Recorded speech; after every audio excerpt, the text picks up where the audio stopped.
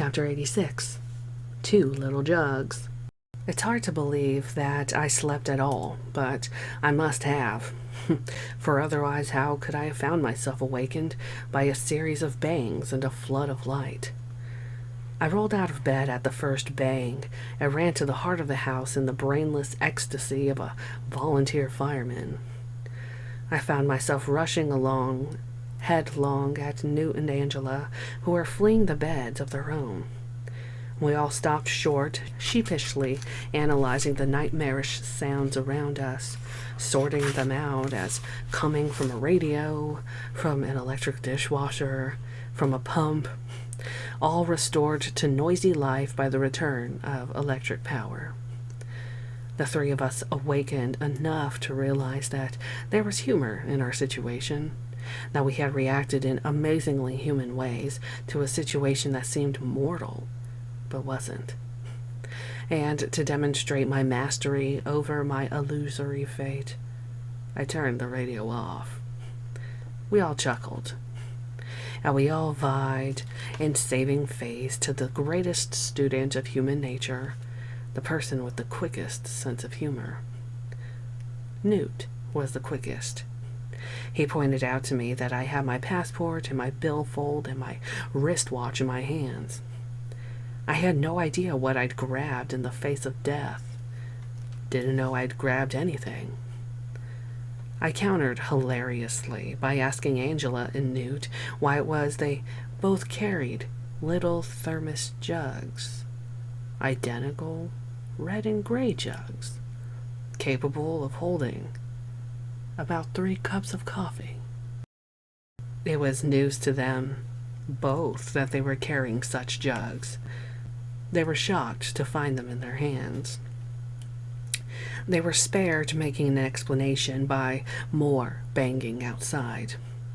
I was bound to find out what the banging was right away, and with a brazenness as unjustified as my earlier panic, I investigated, found Franklin Honecker outside tinkering with a motor generator set mounted on a truck. The generator was the new source of our electricity.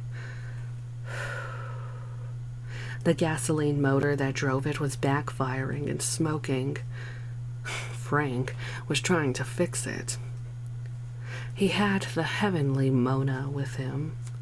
She was watching him, as always, gravely.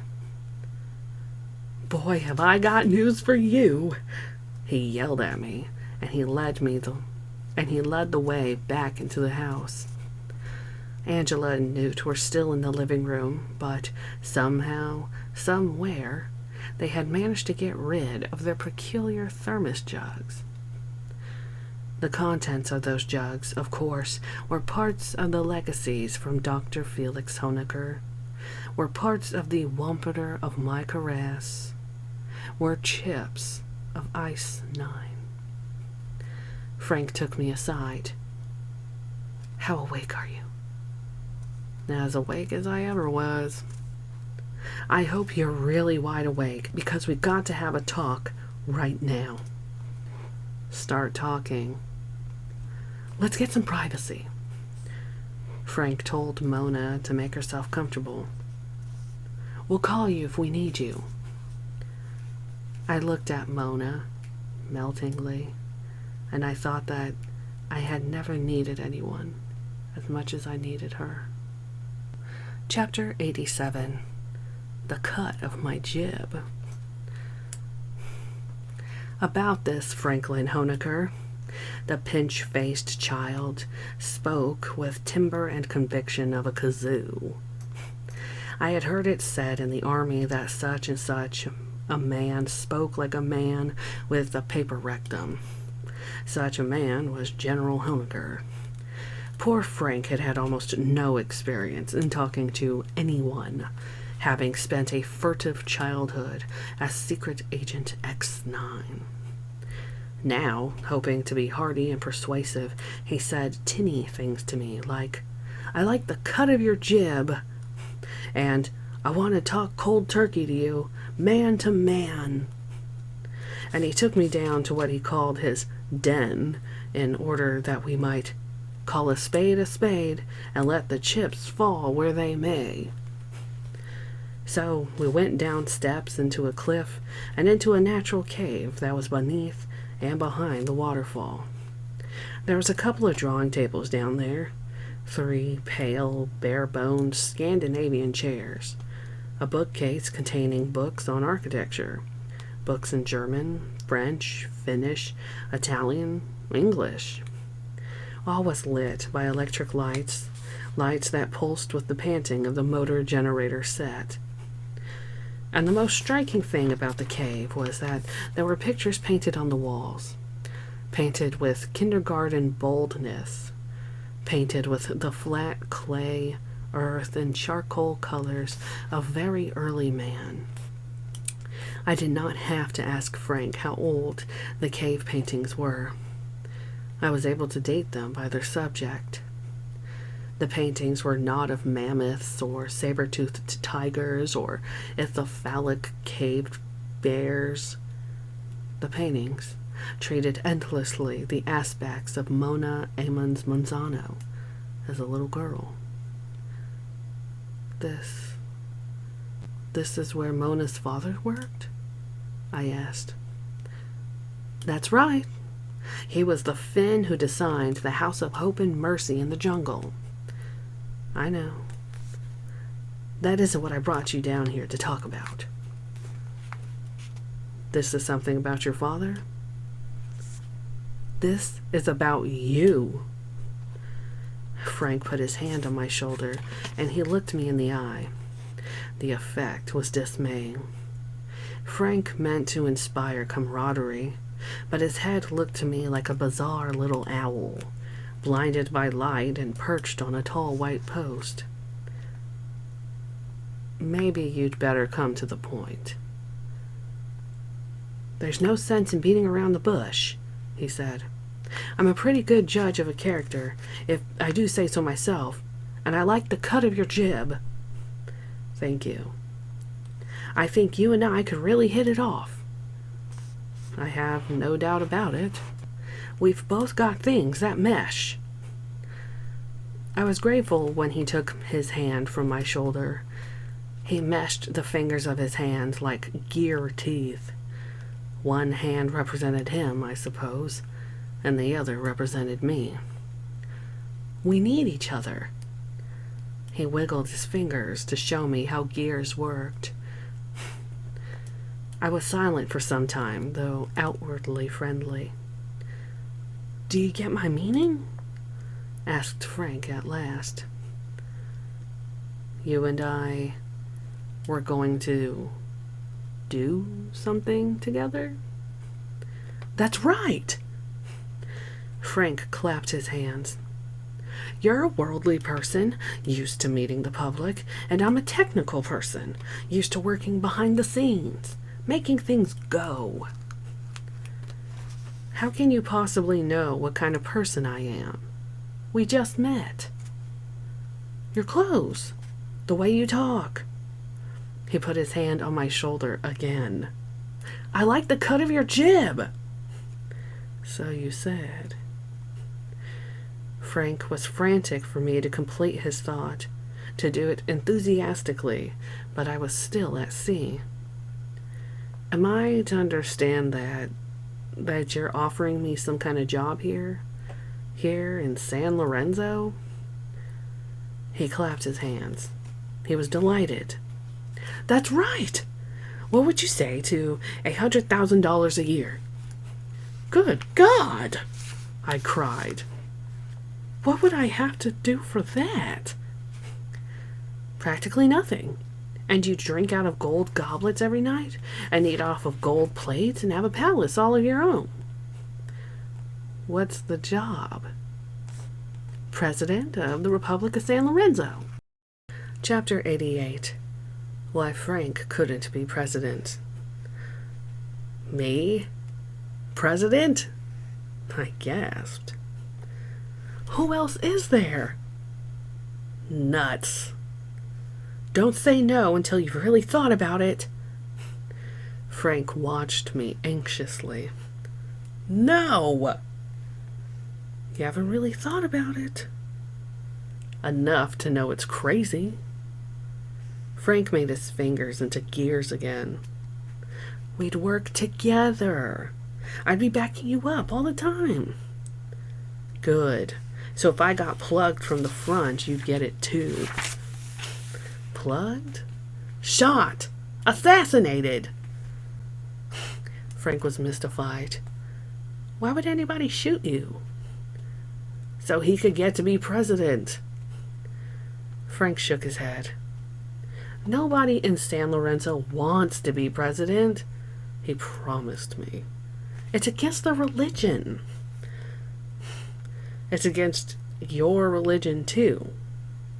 I thought you were going to be the next president. He said, and found it hard to go on.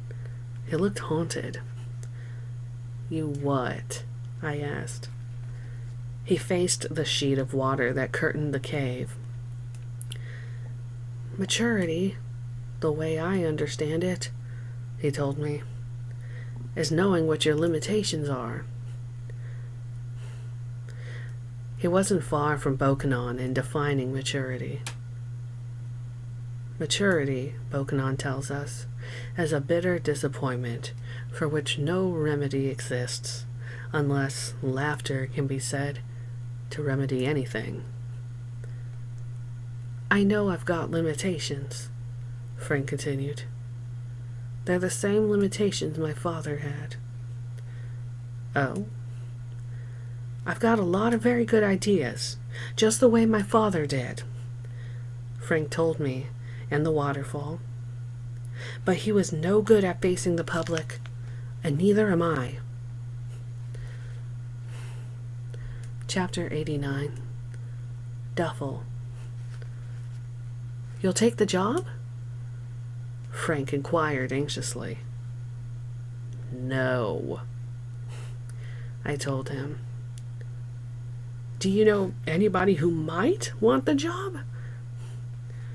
Frank was giving a classic illustration of what Bokanon calls duffel. Duffel, in the Bokanonish sense, is the destiny of thousands upon thousands of persons when placed in the hands of a stupa. A stupa is a fog-bound child. I laughed. Something's funny? Pay no attention when I laugh, I begged him. I'm a notorious pervert in that respect. Are you laughing at me? I shook my head. No. Word of honor? Word of honor. People used to make fun of me all the time. You must have imagined that. They used to yell things at me. I didn't imagine that. People are unkind sometimes without meaning to, I suggested. I wouldn't have given him my word of honor on that. Do you know what they used to yell at me? No. They used to yell at me, "Hey, X9, where are you going?" That doesn't seem too bad. That's what they used to call me, said Frank in sulky reminiscence. Secret Agent X9. I didn't tell him that I knew that already. Where are you going, X9? Frank echoed again. I imagined what the taunters had been like. Imagined where fate had eventually goosed and shibbied them too. The wits who had yelled at Frank were surely nicely settled and death-like jobs at General Fortune Foundry, at Ilium Power and Light, at the telephone company. And here, by God, was Secret Agent X9, a major general, offering to make me king in a cave that was curtained by a tropical waterfall. They really would have been surprised if I'd stopped and told them where I was going. You mean you had some premonition you'd end up here?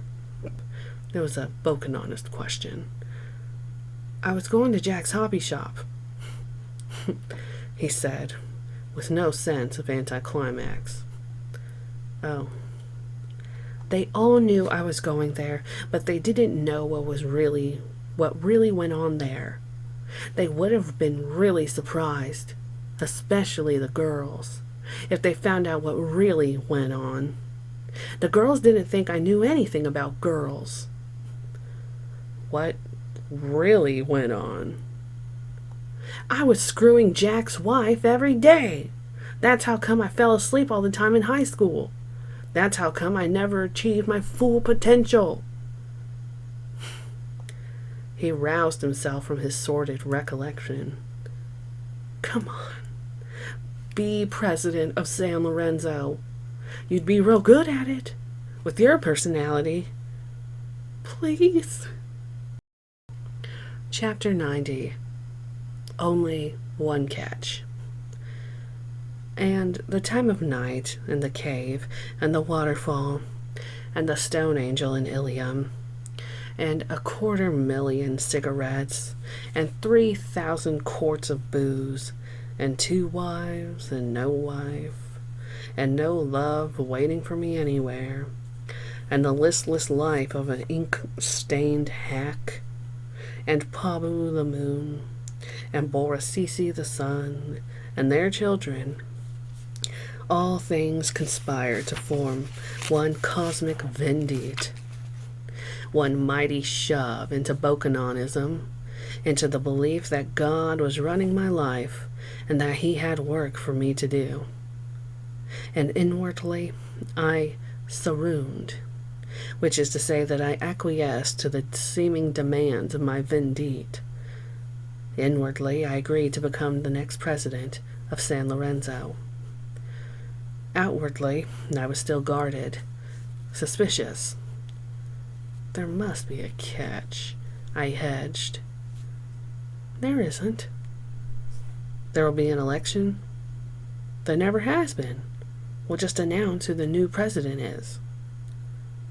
And nobody will object. Nobody objects to anything. They aren't interested. They don't care. There has to be a catch. There's kind of one, Frank admitted. I knew it. I began to shrink from my vendite. What is it? What's the catch? Well, it isn't really a catch because you don't have to do it if you don't want to. It would be a good idea, though. Let's hear this great idea. Well, if you're going to be president, I think you really ought to marry Mona. But you don't have to if you don't want to. You're the boss.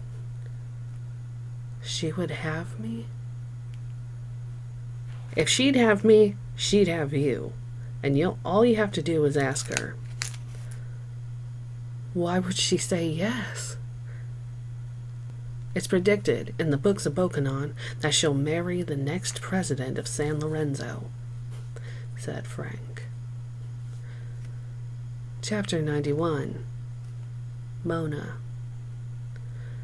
Frank brought Mona to her father's cave and left us alone. We had difficulty in speaking at first. I was shy. Her gown was diaphanous. Her gown was azure.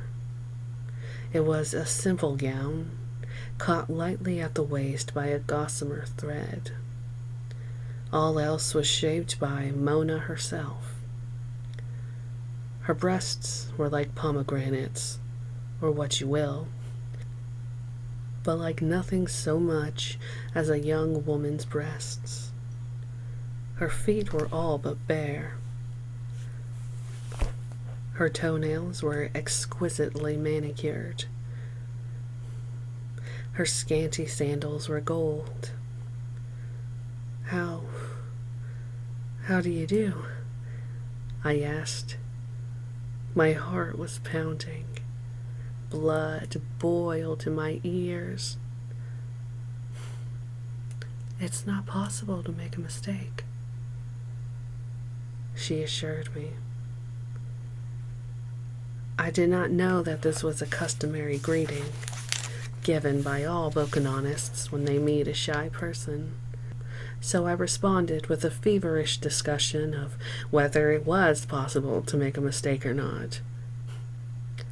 My God, yet you have no idea how many mistakes I've already made.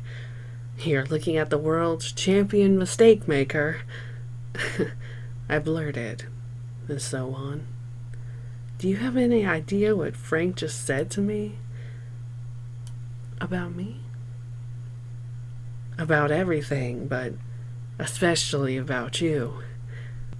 He told you that you could have me if you wanted. Yes, that's true.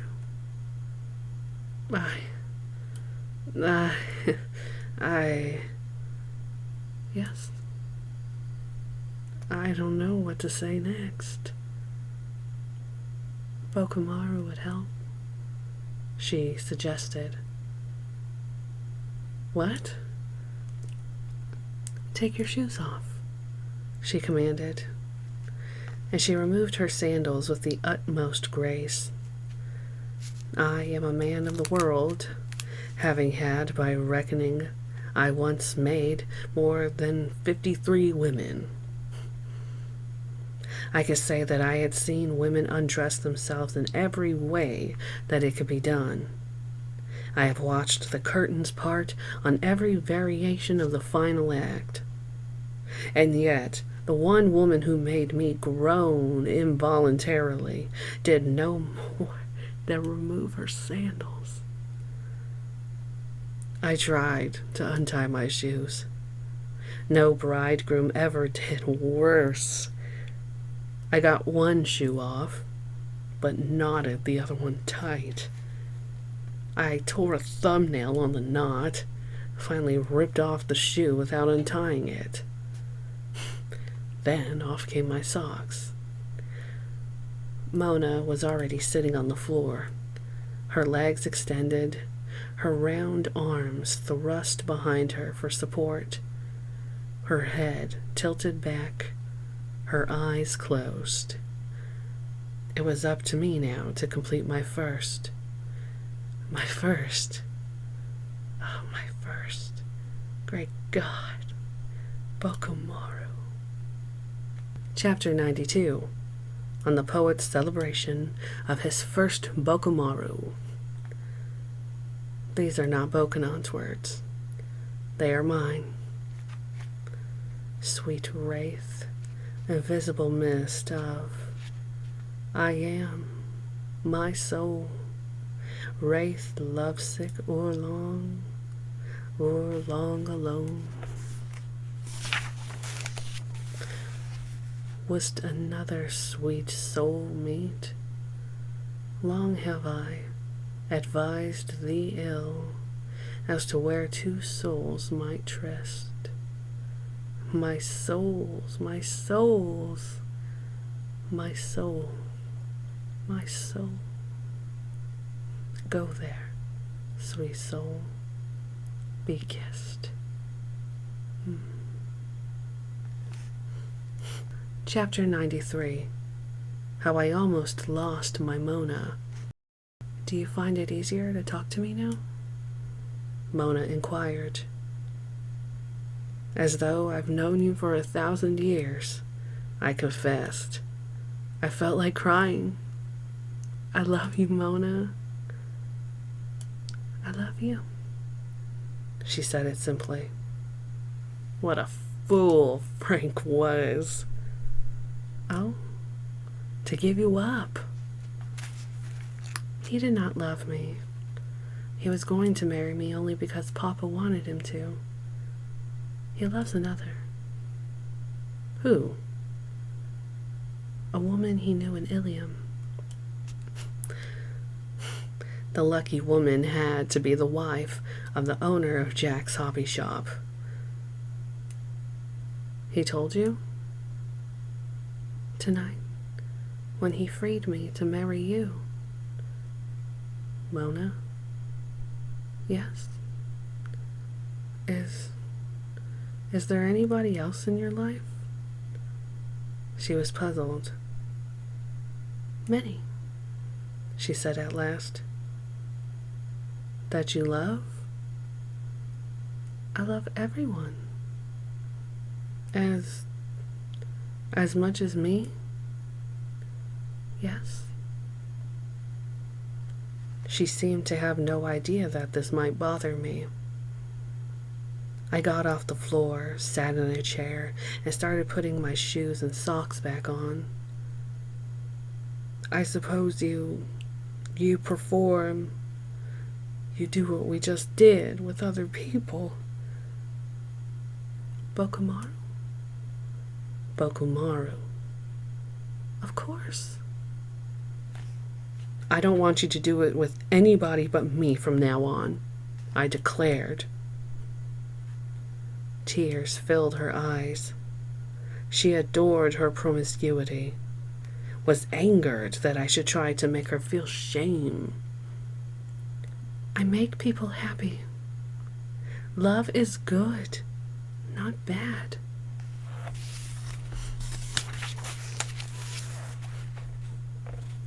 As your husband, I'll want all your love for myself.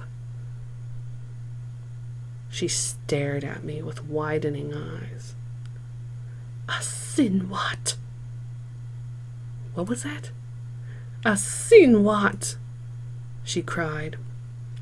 A man who wants all of somebody's love. That's very bad. In the case of marriage, I think it's a very good thing. It's the only thing. She was still on the floor, and I, now with my shoes and socks back on, was standing. I felt very tall, though I'm not very tall, and I felt very strong, though I'm not very strong, and I was a respectful stranger to my own voice. My voice had a metallic authority that was new. As I went on talking in ball-peen tones, it dawned on me what was happening. What was happening already. I was already starting to rule. I told Mona that I had seen her performing a sort of vertical bokumaru with a pilot on the reviewing stand shortly after my arrival. You are to have nothing more to do with him, I told her. What is his name? I don't even know, she whispered. She was looking down now. And what about young Philip Castle? You mean Bokumaru? I mean anything and everything. As I understand it, you two grew up together. Yes. Bokunon tutored you both? Yes. The recollection made her radiant again. I suppose there was plenty of bokumaruing in those days. Oh, yes, she said happily. You aren't to see him anymore either. Is that clear? No. No? I will not marry a Sinwat. She stood.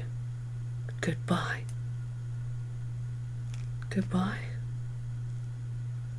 I was crushed. Bokunon tells us it is very wrong not to love everyone exactly the same. What does your religion say? I don't have one. I do. I had stopped ruling. I see you do, I said. Goodbye, man with no religion. She went to the stone staircase. Mona, she stopped. Yes. Could I have your religion if I wanted it? Of course. I want it. Good. I love you. And I love you. I sighed. Chapter 94. The Highest Mountain. So I became betrothed at dawn to the most beautiful woman in the world, and I agreed to become the next president of San Lorenzo. Papa wasn't dead yet, and it was Frank's feeling that I should get Papa's blessing, if possible. So, as Boris CC, the sun, came up, Frank and I drove to Papa's castle in a jeep we commandeered from the troops guarding the next president. Mona stayed at Frank's. I kissed her sacredly as she went to sacred sleep. Over the mountains, Frank and I went through groves of wild coffee trees, with the flamboyant sunrise on our right. It was in the sunrise that the cetacean majesty of the highest mountain on the land, of Mount McCabe, made itself known to me. It was a fearful hump, a blue whale with one queer stone plug on its back for a peak. And scale with a whale, the plug might have been the stump of a snapped harpoon. And it seemed so unrelated to the rest of the mountain that I asked Frank if it had been built by men. He told me that it was a natural formation. Moreover, he declared that no man, as far as he knew, had ever been to the top of Mount McCabe. It doesn't look very tough to climb, I commented. Save for the plug at the top, the mountain presented inclined no more forbidding than courthouse steps, and the plug itself, from a distance at any rate, seemed conveniently laced with ramps and ledges. Is it sacred or something? I asked. Maybe it was once, but not since spoken on. Then why hasn't anybody climbed it? Nobody's felt like it yet. Maybe I'll climb it. Go ahead. Nobody's stopping you. We rode in silence. What is sacred to Bokanonists? I asked after a while. Not even God, as far as I can tell. Nothing? Just one thing. I made some guesses.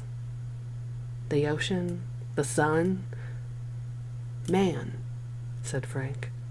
That's all. Just man. Chapter 95. I see the hook. We came at last to the castle. It was low and black and cruel.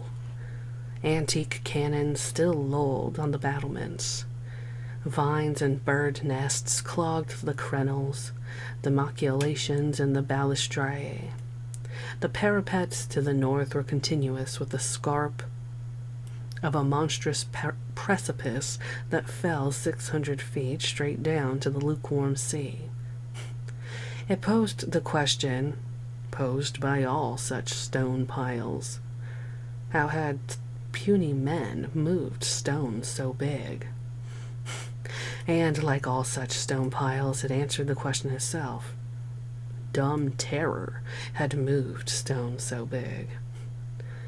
The castle was built according to the wish of Tumbamwa, Emperor of San Lorenzo, a demented man, an escaped slave.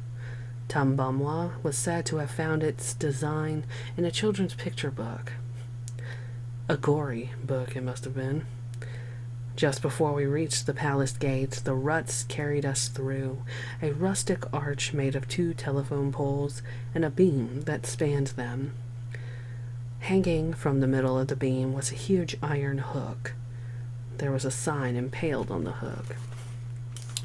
This hook, the sign proclaimed, is reserved for Bokanon himself. I turned to look at the hook again, and that thing of sharp iron communicated to me that I really was going to rule. I would chop down the hook.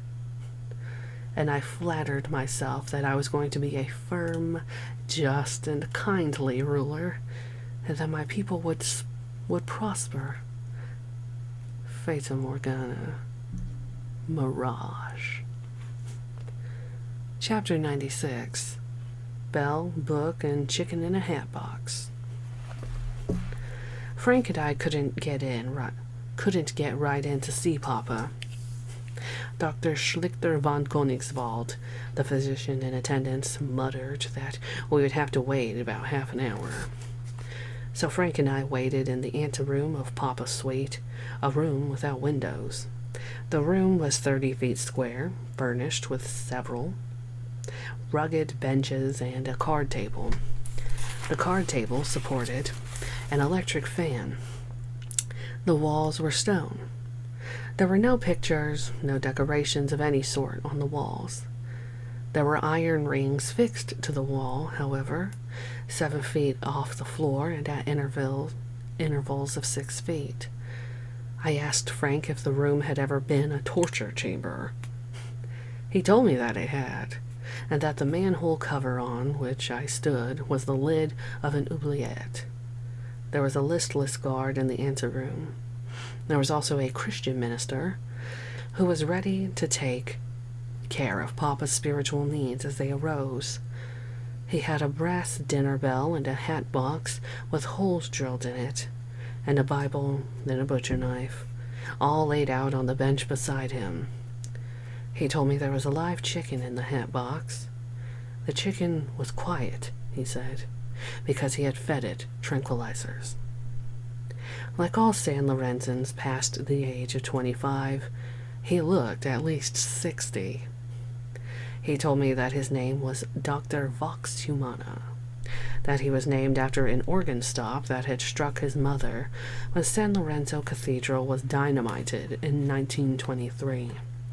His father, he told me without shame, was unknown. I asked him what particular Christian sect he represented, and I observed frankly that the chicken and the butcher knife were novelties insofar as my understanding of Christianity went. The bell, I commented. I can understand how that might fit in nicely. He turned out to be an intelligent man.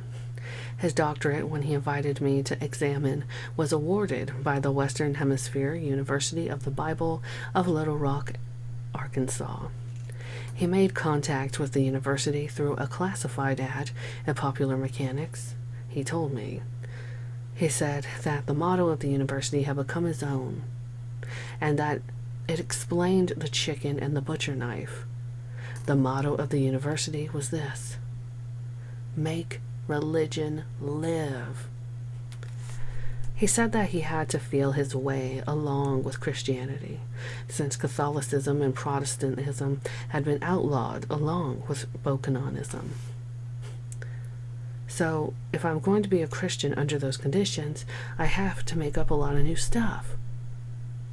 So, he said in dialect, Jefji, Baumgon ge kriti hunder jos konsigje, I hab me op lot nestu.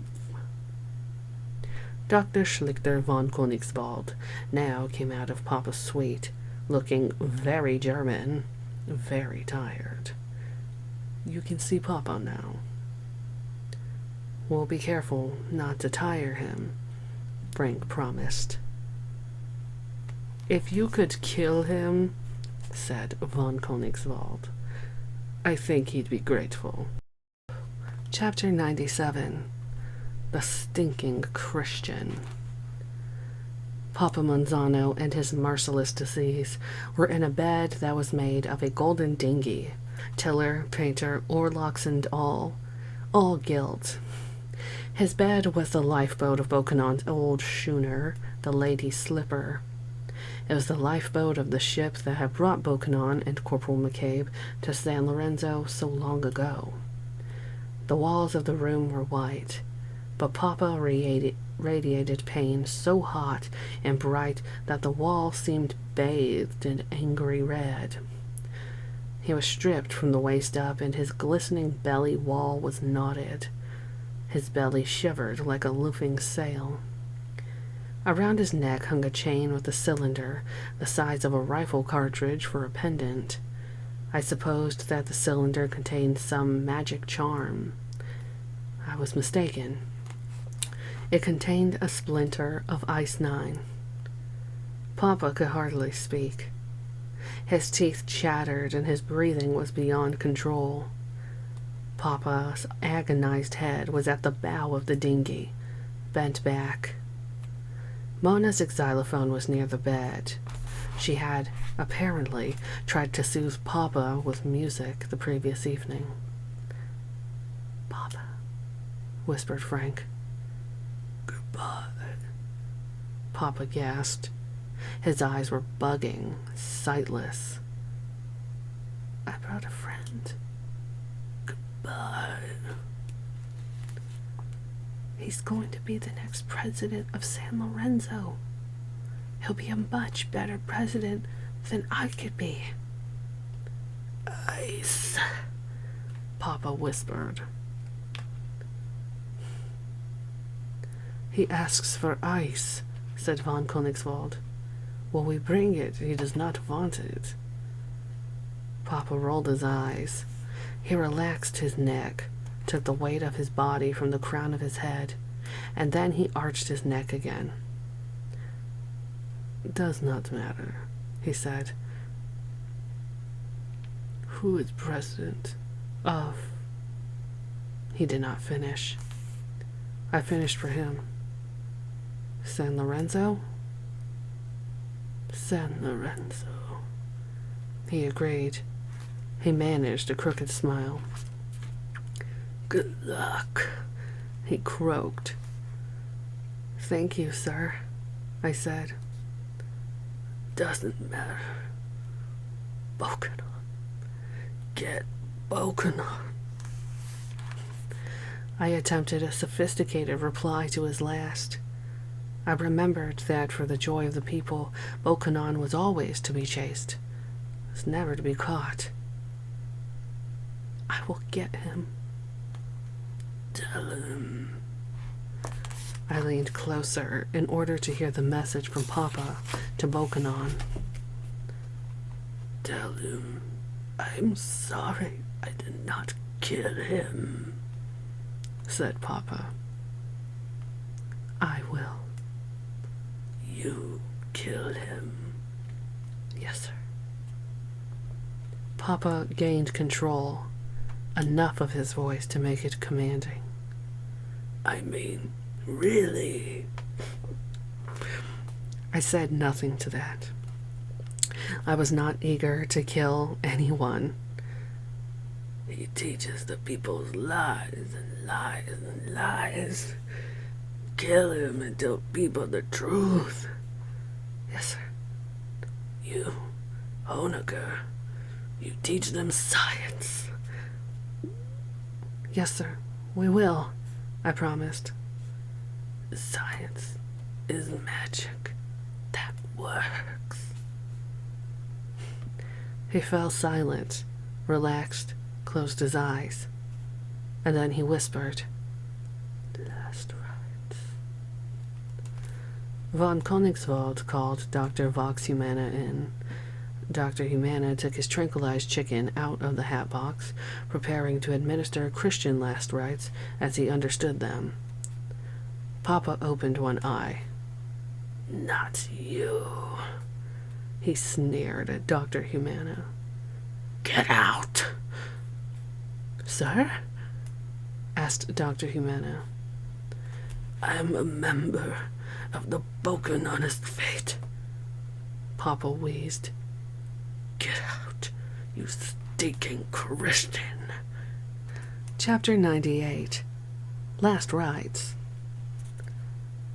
So I was privileged to see the last rites of the Broken Honest Faith.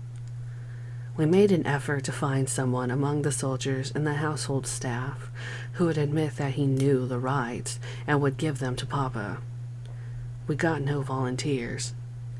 This was hardly surprising with a Hook and an oubliette so near. So Dr. von Königswald said that he would have a go at the job. He had never administered the rites before, but he had seen Julian Castle do it hundreds of times. "Are you a Bokanonist?" I asked him. "I agree with one Bokanonist idea. I agree that all religions, including Bokanonism, are nothing but lies." Will this bother you as a scientist? I inquired. To go through a ritual like this? I am a very bad scientist.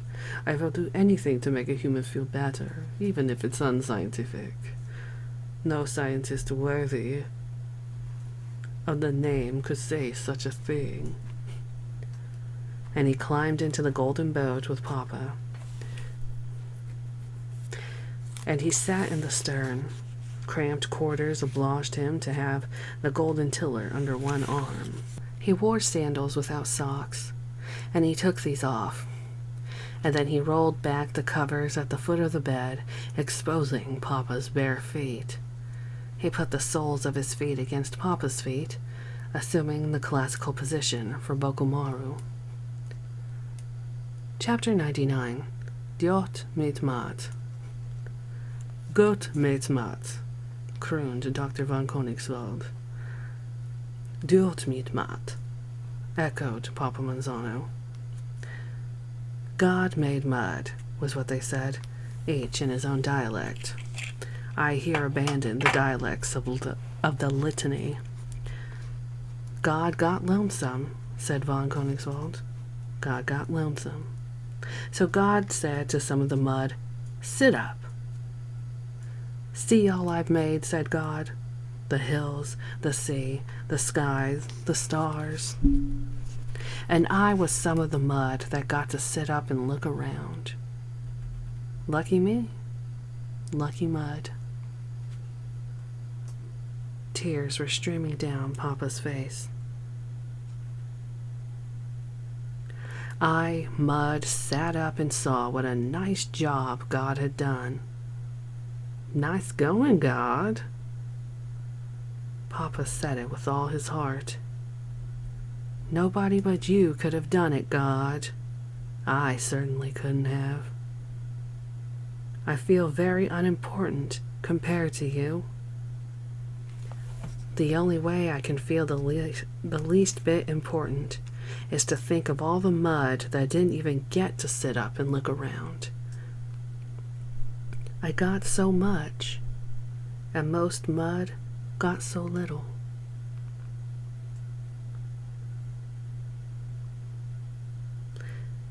Thank you, Borda Ona, said von Koenigswald. Sick vous vor lo yonyo, wheezed Papa.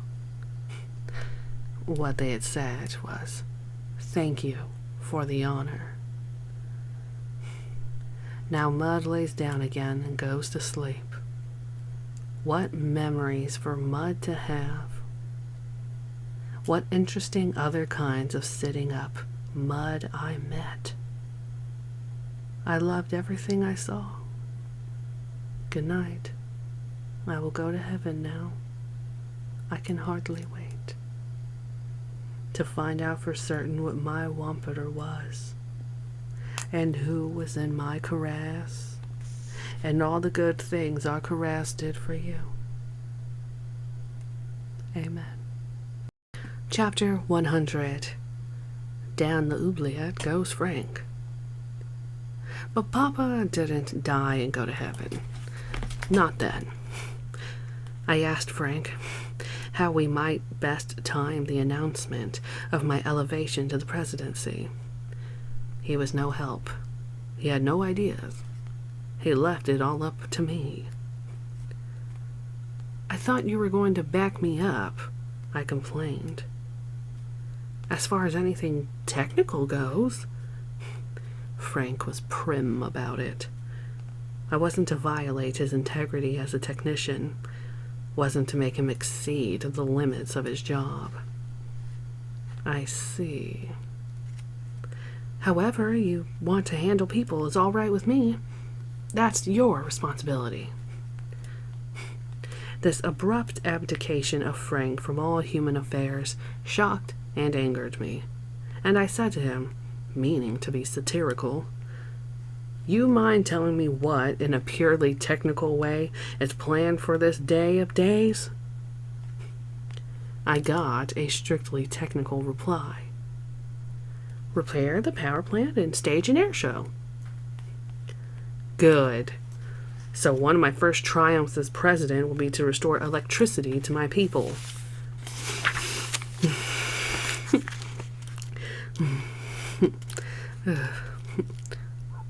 Frank didn't see anything funny in that. He gave me a salute. I'll try, sir. I'll do my best for you, sir. I can't guarantee how long it'll be before we get juice back. That's what I want. A juicy country. I'll do my best, sir. Frank saluted me again. And the air show? I asked. What's that? I got another wooden reply. At 1 o'clock this afternoon, sir, 6 planes of the San Lorenzo Air Force will fly past the palace here and shoot at targets in the water. It's part of the celebration of the Day of the 100 Martyrs of Democracy. The American ambassador also plans to throw a wreath into the sea. So I decided, tentatively, that I would have Frank announce my apotheosis immediately following the wreath ceremony and the air show. What do you think of that? I said to Frank. You're the boss, sir. I think I'd better have a speech ready, I said, and there should be some sort of swearing in to make it look dignified, official. You're the boss, sir. Each time he said those words, they seemed to come from farther away, as though Frank was descending the rungs of a ladder into a deep shaft, while I was obliged to remain above. And I realized with chagrin that my agreeing to be boss had freed Frank to do what he wanted to do, more than anything else, to do what his father had done, to receive honors and creature comforts while escaping human responsibilities. He was accomplishing this by going down a spiritual oubliette. Chapter 101. Like my predecessors, I outlaw Bokonon. So I wrote my speech in a round, bare room at the foot of a tower. There was a table and a chair, and the speech I wrote was round and bare and sparsely furnished, too. It was hopeful. It was humble. And I found it impossible not to lean on God. I had never needed such support before, and so had never believed that such support was available. Now I find that I had to believe in it, and I did. In addition, I would need the help of people. I called for a list of the guests who were to be at the ceremonies, and found that Julian Castle and his son had not been invited. I sent messengers to invite them at once, since they knew more about my people than anyone, with the exception of Bokonon. As for Bokonon, I pondered asking him to join my government, thus bringing about a sort of millennium for my people, and I thought of ordering that the awful hook outside the palace gate be taken down at once, amidst great rejoicing. But then I understood that a millennium would have to offer something more than a holy man in a position of power, that there would have to be plenty of good things for all to eat, too, and nice places to live for all, and good schools and good health and good times for all, and work for all who wanted it, things Bokonon and I were in no position to provide. So good and evil had to remain separate, good in the jungle and evil in the palace. Whatever entertainment there was in that was about all we had to give the people. There was a knock on my door. A servant told me that the guests had begun to arrive. So I put my speech in my pocket, and I mounted the spiral staircase in my tower. I arrived at the uppermost battlement of my castle, and I looked out at my guests, my servants, my cliff, and my lukewarm sea. Chapter 102. Enemies of Freedom.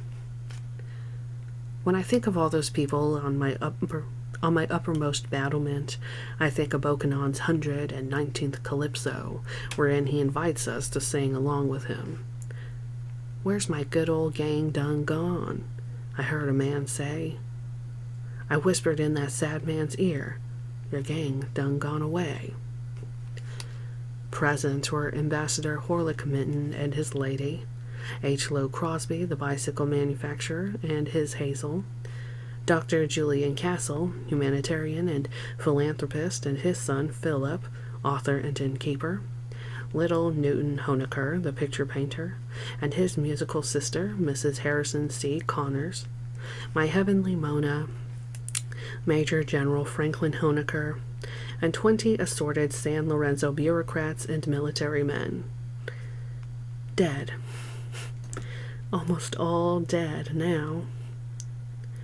As Bokanon tells us, it is never a mistake to say goodbye. There was a buffet on my battlements, a buffet burdened with native delicacies, roasted warblers in little overcoats made of their own blue-green feathers, lavender land crabs taken from their shells, minced, fried in coconut oil, and returned to their shells, fingerling barracuda stuffed with banana paste, and on unleavened, unseasoned cornmeal wafers, bite-sized cubes of boiled albatross. The albatross, I was told, had been shot from the very bartizan in which the buffet stood. There were 2 beverages offered, both uniced, Pepsi-Cola and native rum. The Pepsi-Cola was served in plastic pilsners. The rum was served in coconut shells. I was unable to identify the sweet bouquet of the rum, though it somehow reminded me of early adolescence. Frank was able to name the bouquet for me. Acetone. Acetone? Used in model airplane cement. I did not drink the rum. Ambassador Minton did a lot of ambassadorial gourmand saluting with his coconut, pretending to love all men and all the beverages that sustained them. But I did not see him drink. He had with him, incidentally, a piece of luggage of a sort I had never seen before. It looked like a French horn case, and proved to contain the memorial wreath that was to be cast into the sea. The only person I saw drink the rum was H. Lowe Crosby, who plainly had no sense of smell.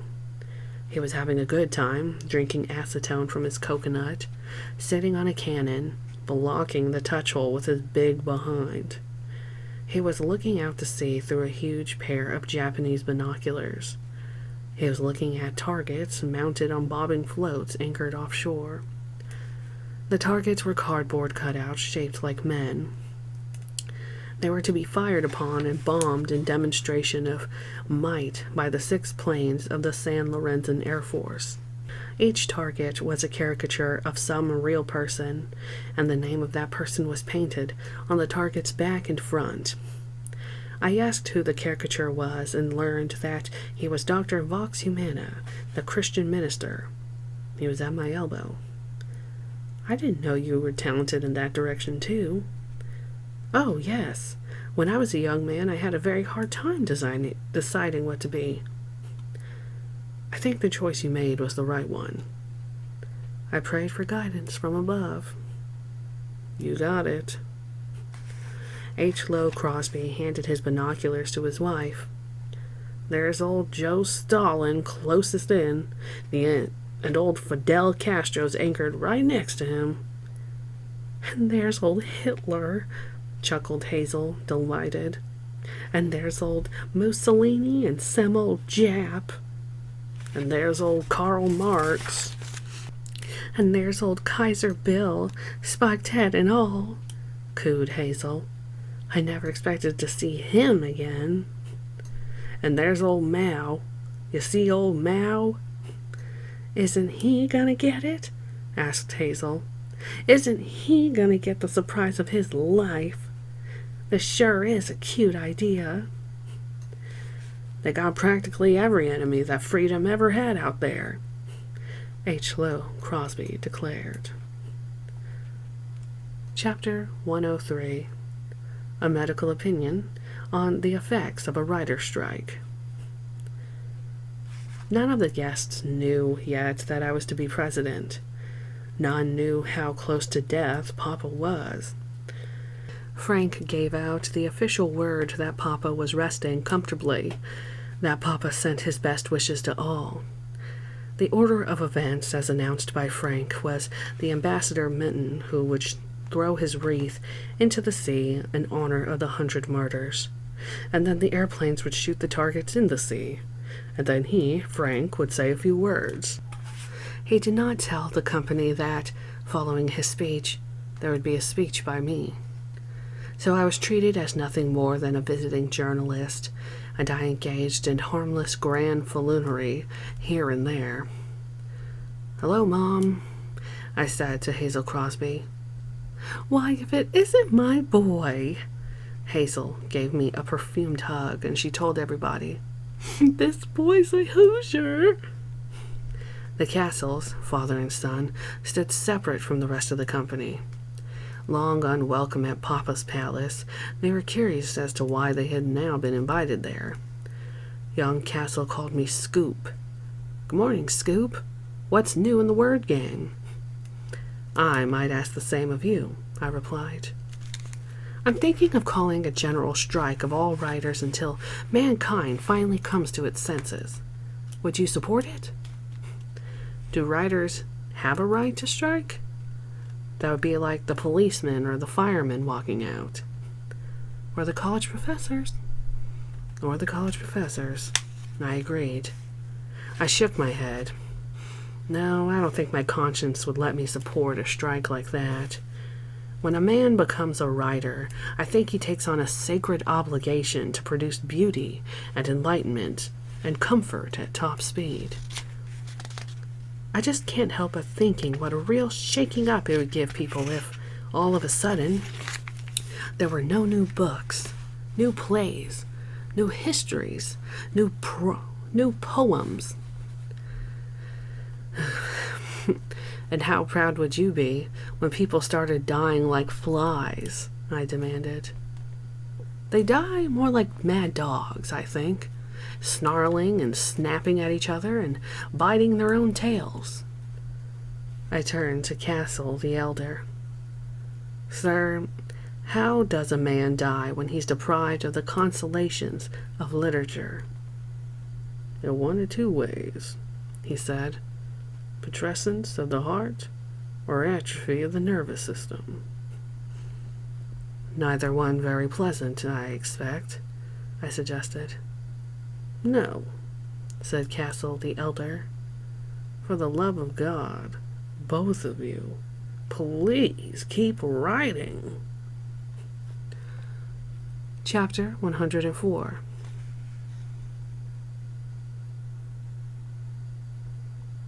Sulfathiazole.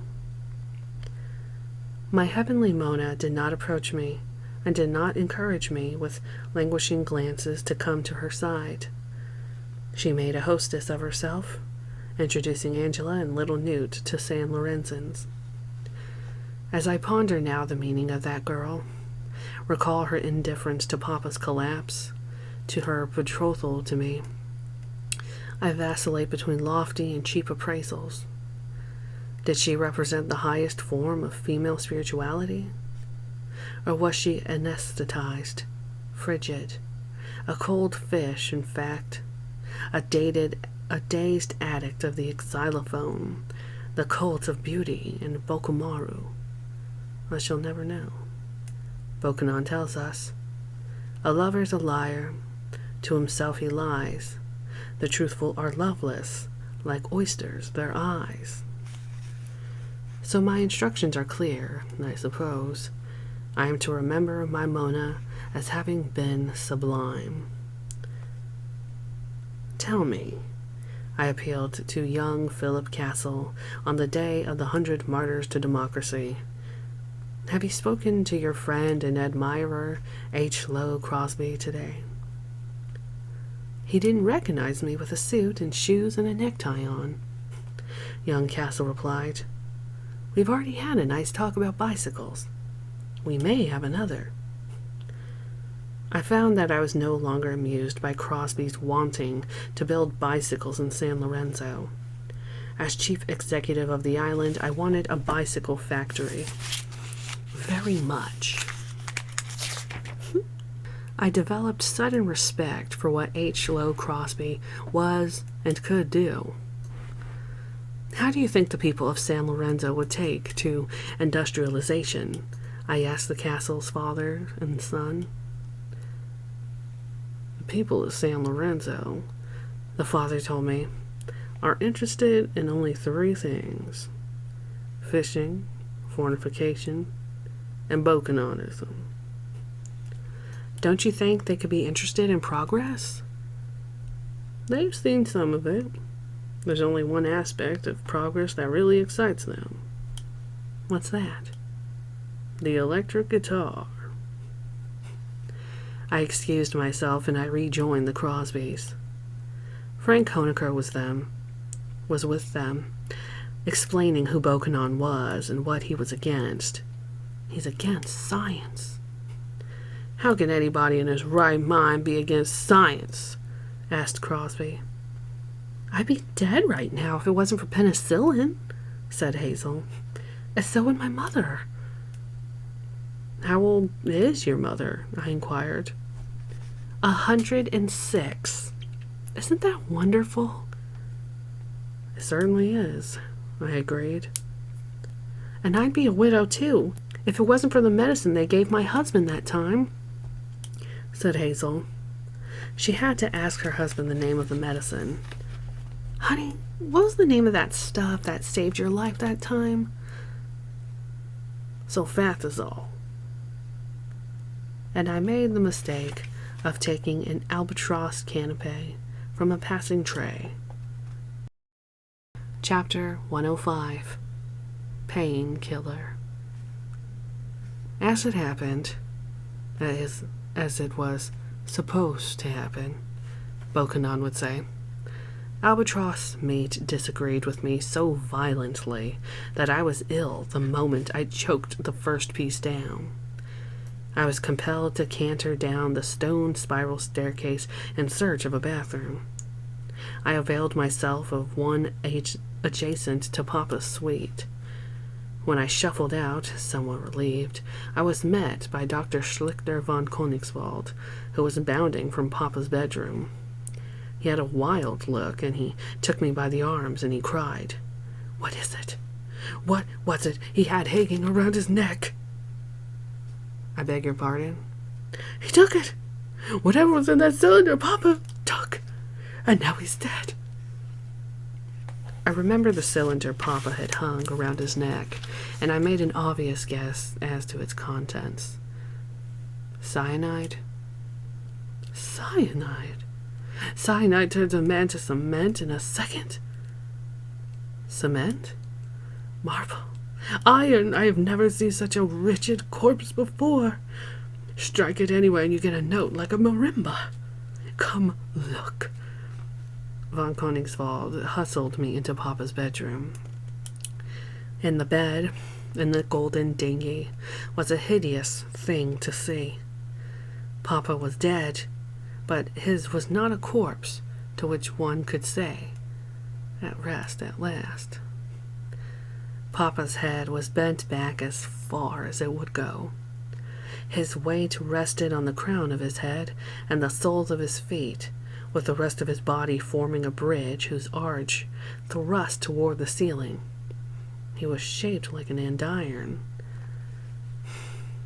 That he had died of the contents of the cylinder around his neck was obvious.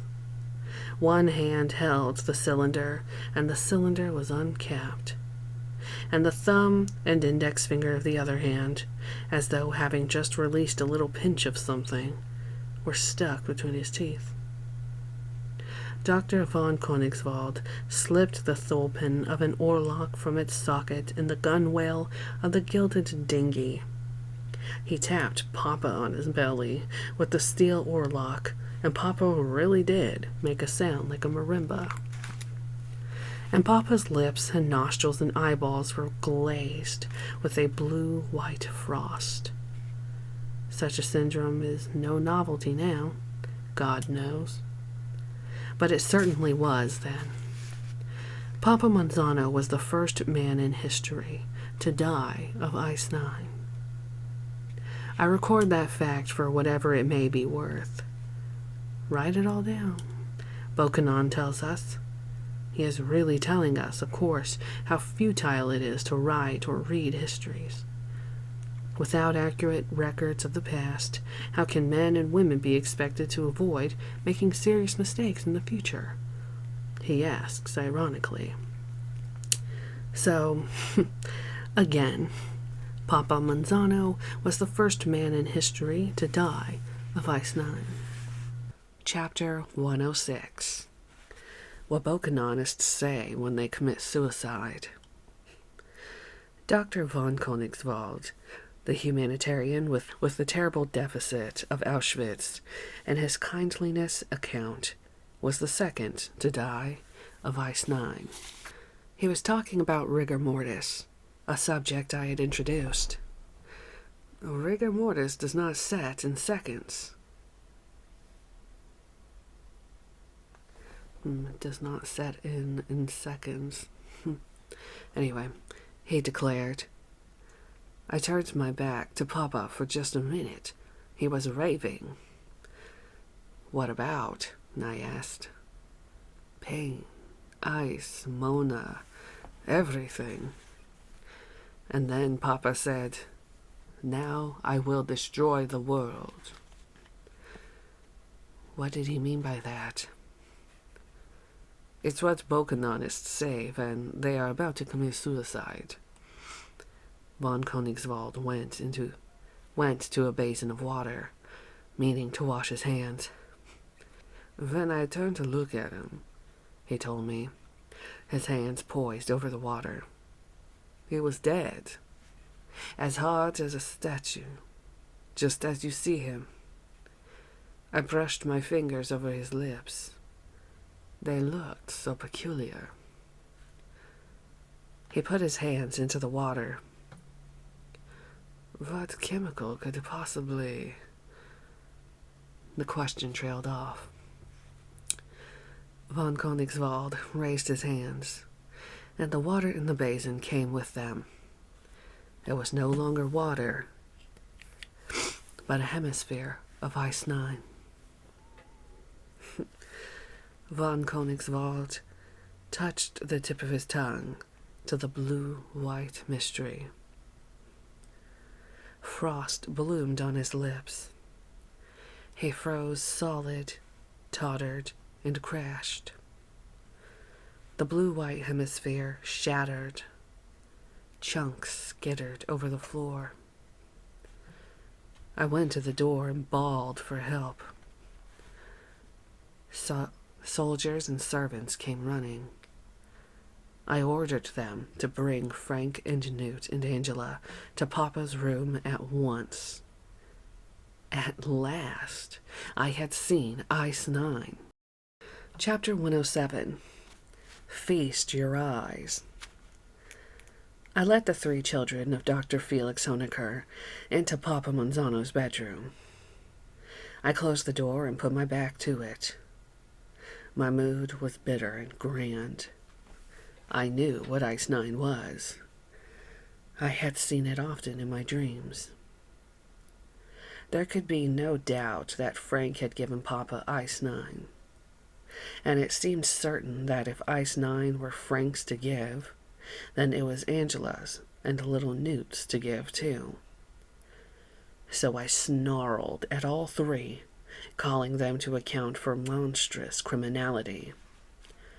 I told them that the jig was up, that I knew about them and Ice 9. I tried to alarm them about Ice 9's being a means to ending life on Earth. I was so impressive that they never thought to ask how I knew about Ice 9.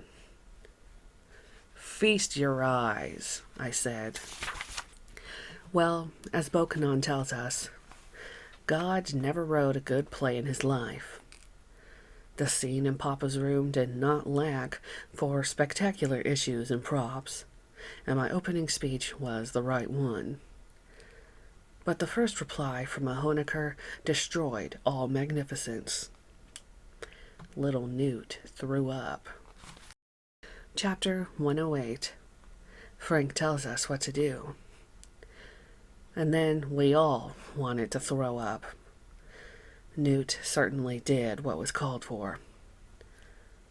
I couldn't agree more, I told Newt, and I snarled at Angela and Frank. Now that we've got Newt's opinion, I'd like to hear what you two have to say. Ugh, said Angela, cringing, her tongue out. She was the color of putty. Are those your sentiments too? I asked Frank. Ugh. General, is this what you have to say? Frank had his teeth bared, and his teeth were clenched, and he was breathing shallowly and whistling between them. Like the dog, murmured little Newt, looking down at von Königswald. What dog? Newt whispered his answer, and there was scarcely any wind behind the whisper. But such were the acoustics of the stone-walled room that we all heard the whisper as clearly as we would have heard the chiming of a crystal bell. Christmas Eve, when Father died.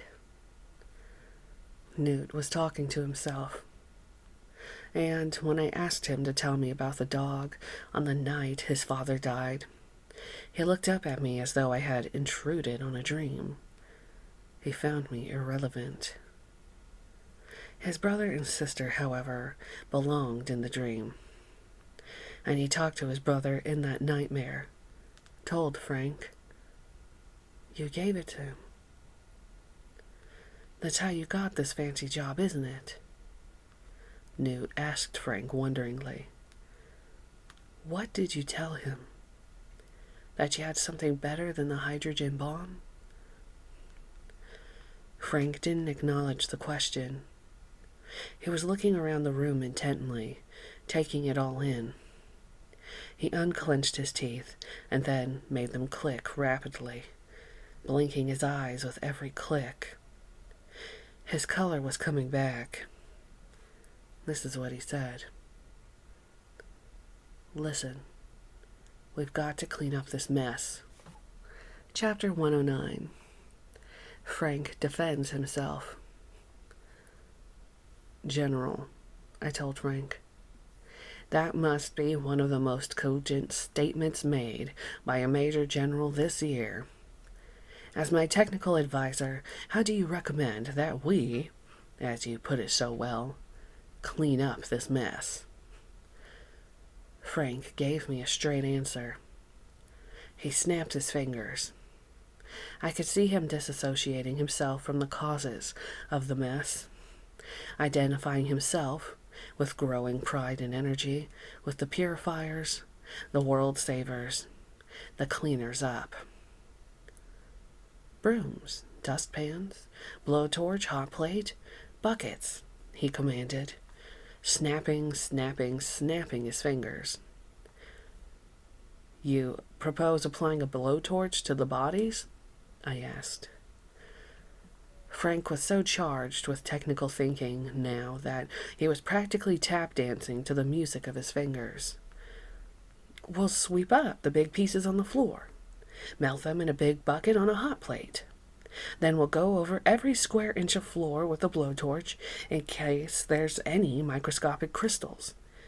What we'll do with the bodies and the bed. He had to think some more. A funeral pyre, he cried, really pleased with himself.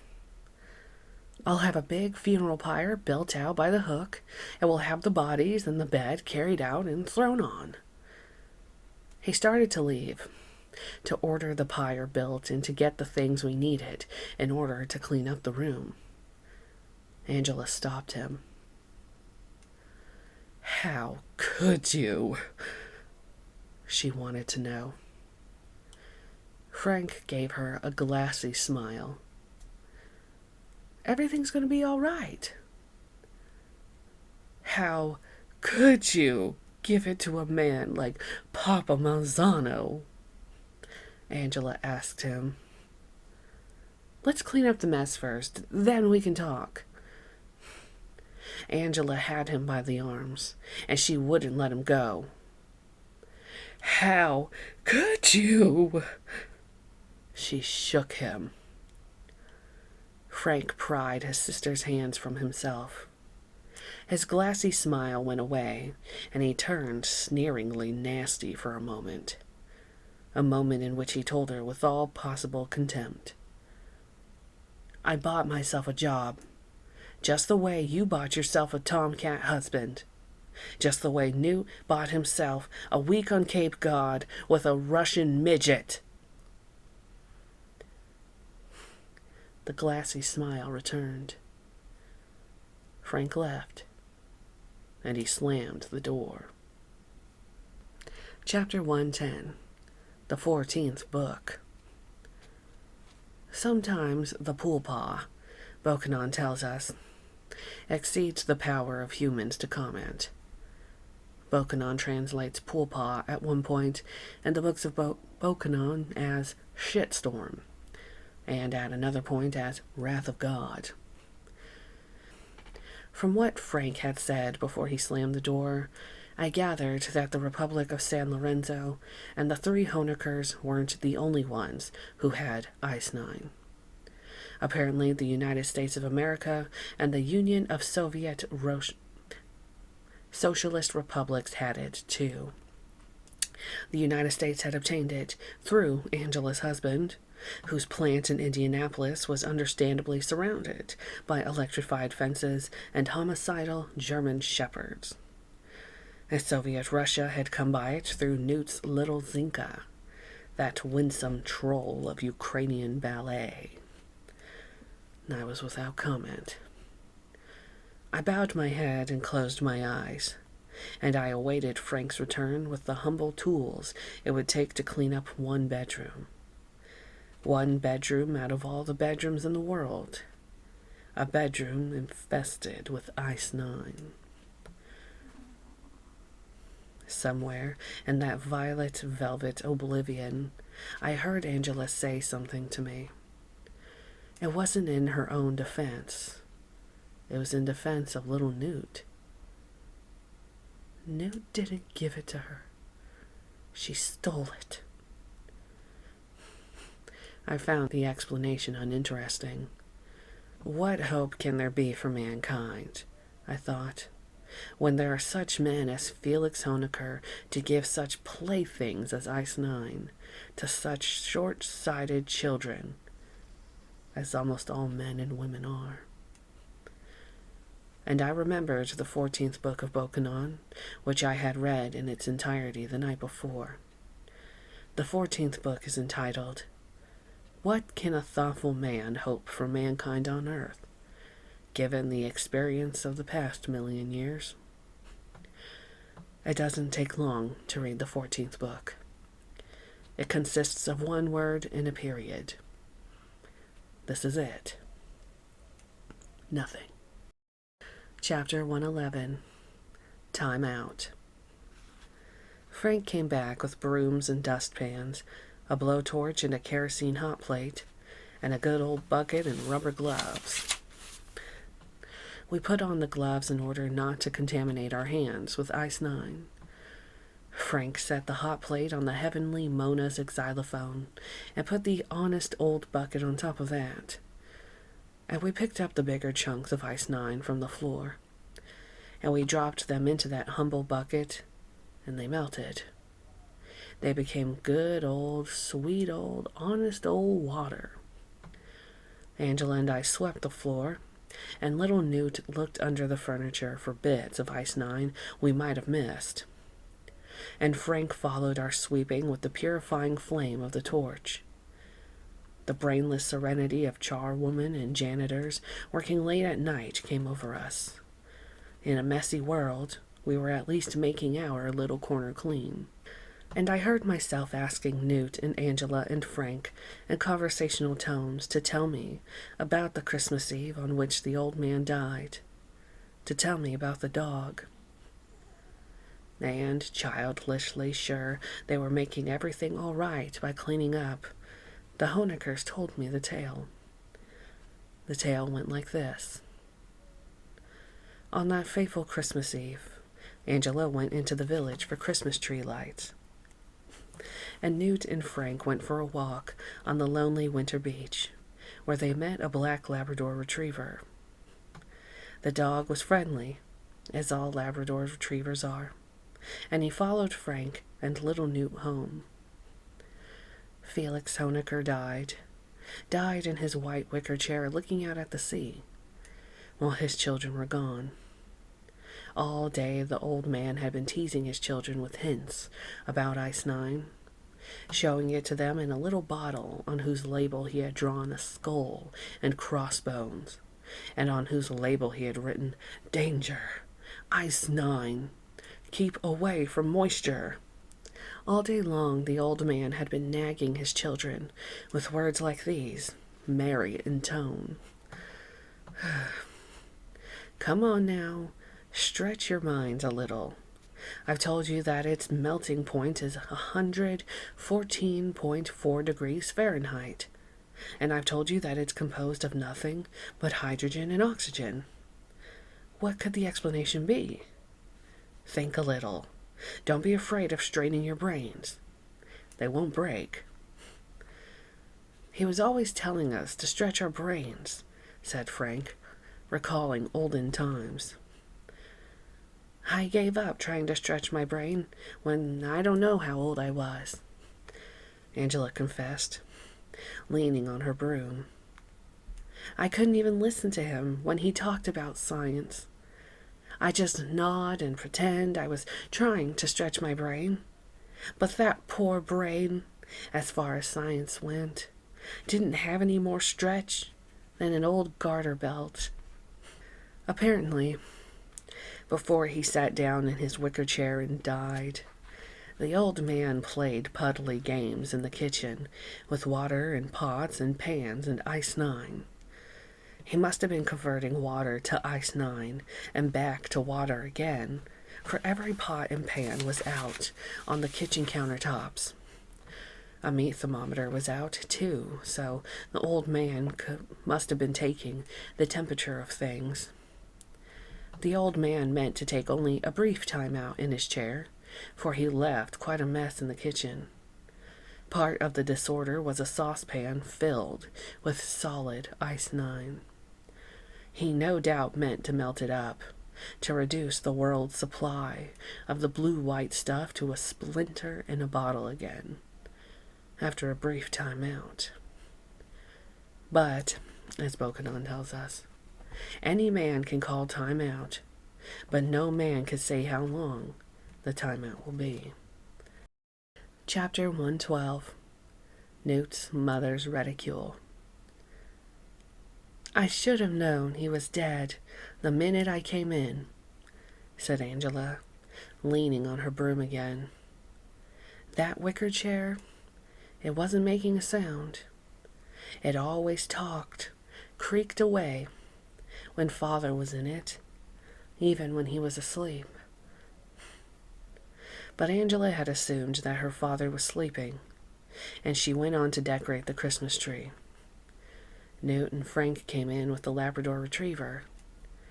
They went out into the kitchen to find something for the dog to eat. They found the old man's puddles. There was water on the floor, and little Newt took a dish rag to wipe it up. He tossed the sopping dish rag onto the counter. As it happened, the dish rag fell into the pan containing Ice 9.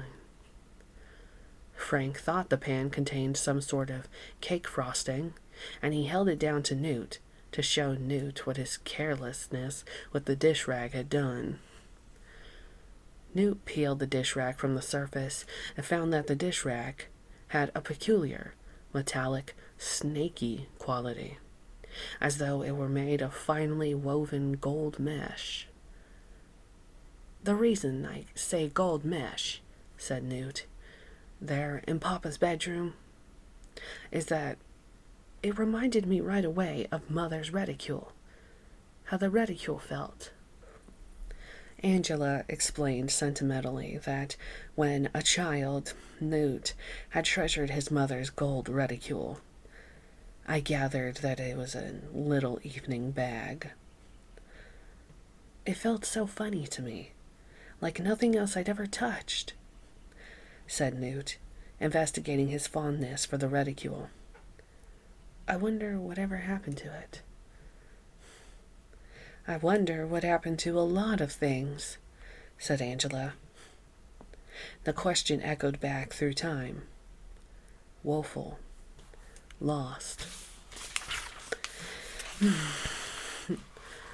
What happened to the dish rag that felt like a reticule, at any rate, was that Newt held it out to the dog, and the dog licked it, and the dog froze stiff. Newt went to tell his father about the stiff dog, and found out that his father was stiff, too. Chapter 113. History. Our work in Papa's bedroom was done, at last, but the body still had to be carried to the funeral pyre. We decided that this should be done with pomp, that we should put it off until the ceremonies in honor of the 100 martyrs to democracy were over. The last thing we did was stand von Königswald on his feet in order to decontaminate the place where he had been lying. And then we hid him, standing up, in Papa's clothes closet. I'm not quite sure why we hid him. I think it must have been to simplify the tableau. As for Newt's and Angela's and Frank's tale of how they divided up the world's supply of Ice 9 on Christmas Eve, it petered out when they got to details of the crime itself. The Honeckers couldn't remember that anyone said anything to justify their taking Ice 9 as personal property. They talked about what Ice 9 was, recalling the old man's brain stretchers, but there was no talk of morals. Who did the dividing? I inquired. So thoroughly had the three Honeckers obliterated their memories of the incident that it was difficult for them to give me even that fundamental detail. It wasn't Newt, said Angela at last. I'm sure of that. It was either you or me, said Frank, musing, thinking hard. You got the 3 mason jars off the kitchen shelf, said Angela. It wasn't until the next day that we got the 3 little thermos jugs. That's right, Frank agreed. And then you took an ice pick and chipped up the Ice 9 in the saucepan. That's right, said Angela. I did. And then somebody brought tweezers from the bathroom. Newt raised his little hand. I did. Angela and Newt were amazed, remembering how enterprising little Newt had been. I was the one who picked up the chips and put them in the mason jars, Newt recounted. He didn't bother to hide the swagger he must have felt. What did you people do with the dog? I asked limply. We put him in the oven, Frank told me. It was the only thing to do. History, writes Bokanon. Read it and weep. Chapter 114. When I felt the bullet enter my heart. So I once again mounted the spiral staircase in my tower, once again arrived at the uppermost battlement of my castle, and once more looked out at my guests, my servants, my cliff, and my lukewarm sea. The Honeckers were with me. We had locked Papa's door, and had spread the word among the house staff that Papa was feeling much better. Soldiers were now building a funeral pyre out by the hook. They did not know what the pyre was for. There were many, many secrets that day. busy, busy, busy. I supposed that the ceremonies might as well begin, and I told Frank to suggest to Ambassador Horlick Minton that he deliver his speech. Ambassador Minton went to the seaward parapet with his memorial wreath still in its case, and he delivered an amazing speech in honor of the 100 martyrs to democracy. He dignified the dead, their country, and the life that was over for them by saying the 100 martyrs to democracy and island dialect. That fragment of dialect was graceful and easy on his lips. The rest of his speech was in American English. He had written a speech with him, fustian and bombast, I imagine, but when he found he was going to speak to so few, and to fellow Americans for the most part, he put the formal speech away. A light sea wind ruffled his thinning hair. "I'm about to do a very unambassadorial thing," he declared. "I'm about to tell you what I really feel."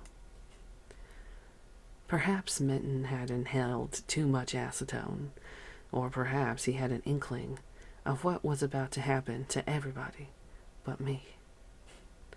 At any rate, it was a strikingly Bokanonist speech he gave.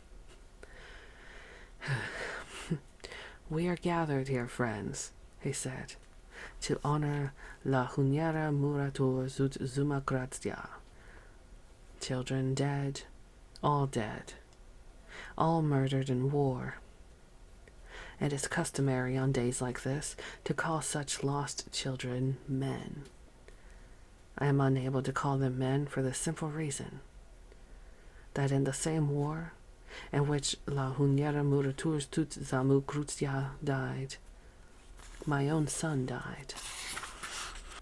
My soul insists that I mourn not a man, but a child.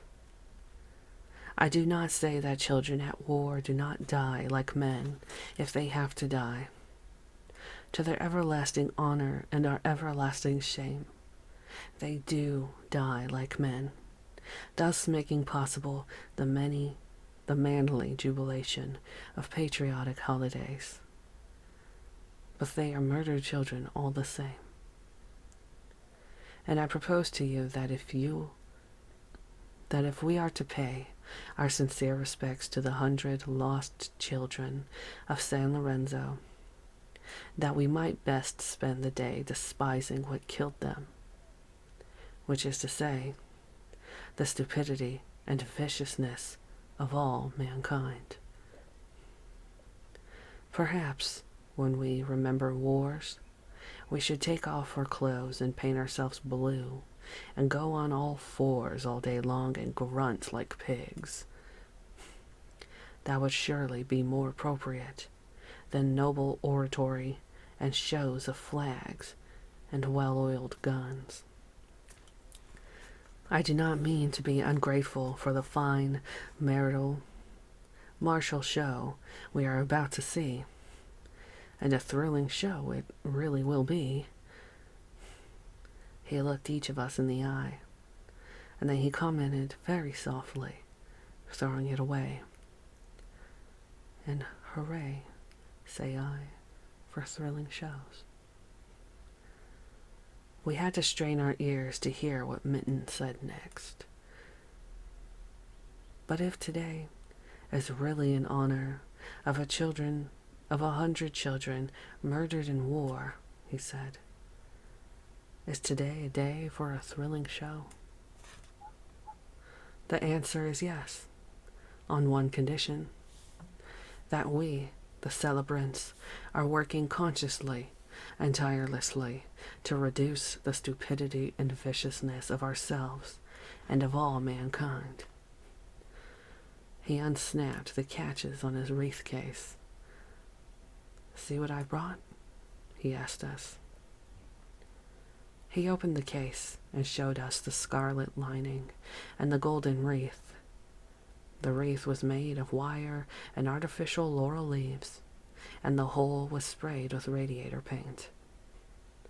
The wreath's The wreath was spanned by a cream-colored silk ribbon, of which was printed Pro Patria. Mitten now recited a poem from Edgar Lee Masters' The Spoon River Anthology, a poem that must have been incomprehensible to the San Lorenzans in the audience, and to H. Lowe Crosby and his Hazel, too, for that matter, and to Angela and Frank. I was the first fruits of the Battle of Missionary Ridge, when I felt the bullet enter my heart. I wished I had stayed at home and gone to jail for stealing the hogs of Curl Trenery, instead of running away and joining the army. Rather 1,000 times the county jail than to lie under this marble figure with wings and this granite pedestal, bearing the words, Pro Patria. What do they mean anyway? What do they mean anyway? Echoed Ambassador Horlick Mitten. They mean, for one's country. And he threw away another line. Any country at all, he murmured.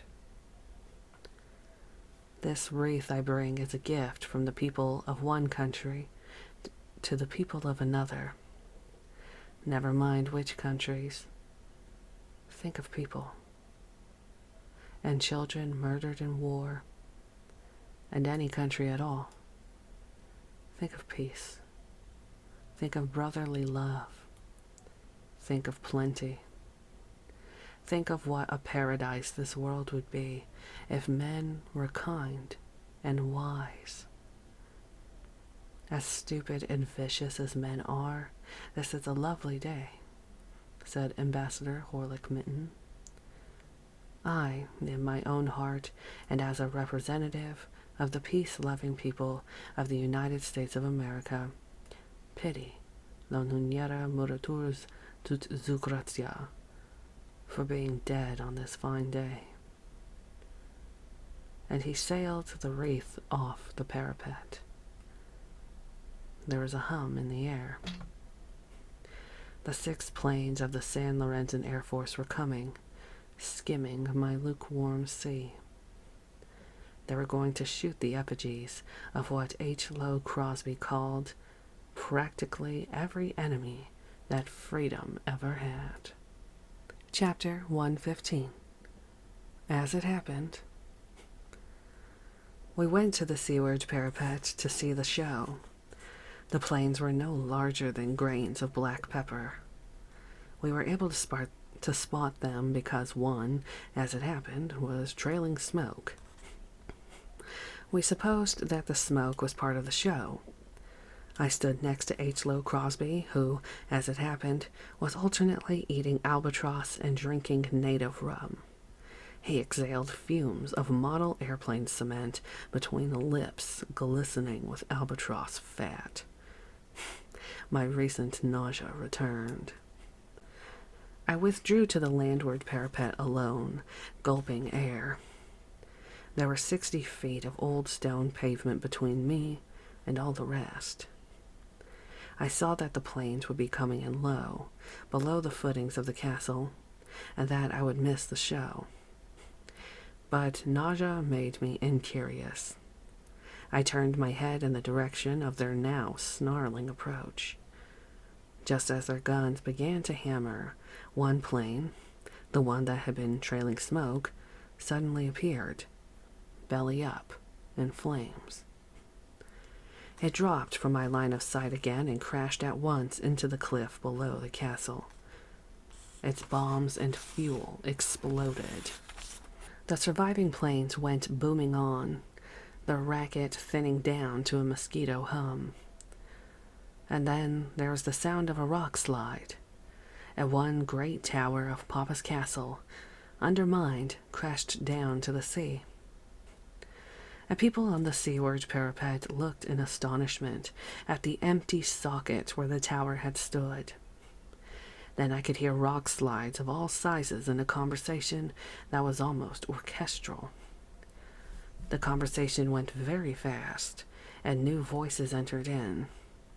They were the voices of the castle's timbers, lamenting that their burdens were becoming too great. And then a crack crossed the battlement like lightning, 10 feet from my curling toes, as separated me from my fellow men. The castle groaned and wept aloud. The others comprehended their peril. They, along with tons of masonry, were about to lurch out and down. Although the crack was only a foot wide, people began to cross it with heroic leaps. Only my complacent Mona crossed the crack with a simple step. The crack gnashed shut, opening wider, leeringly. Still trapped on the canted death trap were H. Lowe Crosby and his Hazel, and Ambassador Horlick Minton and his Claire. Philip Castle and Frank and I reached across the abyss to haul the Crosbys to safety. Our arms were now extended imploringly to the Mintons. Their expressions were bland. I can only guess what was going through their minds. My guess is that they were thinking of dignity, of emotional proportion above all else. Panic was not their style. I doubt that suicide was their style either. But their good manners killed them, for the doomed crescent of Castle now moved away from us like an ocean liner moving away from a dock. The image of a voyage seems to have occurred to the voyaging Mittens, too, for they waved to us with wan amiability. They held hands. They faced the sea. Out they went. Then down they went into a cataclysmic rush. We're gone. Chapter 116. The Grand Womb. The ragged rim of oblivion was now inches from my curling toes. I looked down. My lukewarm sea had swallowed all. A lazy curtain of dust was wafting out to sea, the only trace of all that fell. The palace, its massive seaward mask now gone, greeted the north with a leper's smile, snaggle-toothed and bristly. The bristles were the splintered ends of timbers. Immediately below me, a large chamber had been laid open. The floor of that chamber, unsupported, stabbed out into space like a diving platform. I dreamed for a moment of dropping to the platform, of springing up from it in a breathtaking swan dive, of folding my arms, of knifing downward into a blood-warm eternity with never a splash. I was recalled from this dream by the cry of a darting bird above me. It seemed to be asking me what had happened. "Petit tweet?" it asked. We all looked up at the bird, and then at one another. We backed away from the abyss, full of dread. And then, when I stepped off the paving stone that had supported me, the stone began to rock. It was no more stable than a teeter-totter, and it tottered now over the diving platform. Down it crashed onto the platform, made the platform a chute, and down the chute came the furnishings still remaining in the room below. An xylophone shot out first, scampering fast on its tiny wheels. Out came a bedside table in a crazy race with a bounding blowtorch. Out came chairs in hot pursuit. And somewhere in that room below, out of sight, something mightily reluctant to move was beginning to move. Down the chute it crept. At last it showed its golden bow. It was the boat which dead Papa lay. It reached the end of the chute. Its bow nodded. Down it tipped. Down it fell, end over end. Papa was thrown clear, and he fell separately. I closed my eyes. There was a sound like that of the gentle closing of a portal as big as the sky, the great door of heaven being closed softly. It was a grand ah-woom. I opened my eyes, and all the sea was ice-9. The moist green earth was a blue-white pearl. The sky darkened. Borisisi, the sun, became a sickly yellow ball, tiny and cruel. The sky filled with worms. The worms were tornadoes. Chapter 117. Sanctuary. I looked up at the sky where the bird had been. An enormous worm with a violet mouth was directly overhead. It buzzed like bees. It swayed. With obscene peristalsis, it ingested air. We humans separated, fled my shattered battlements, tumbled down staircases on the landward side. Only H. Lowe Crosby and his Hazel cried out, "American! American!"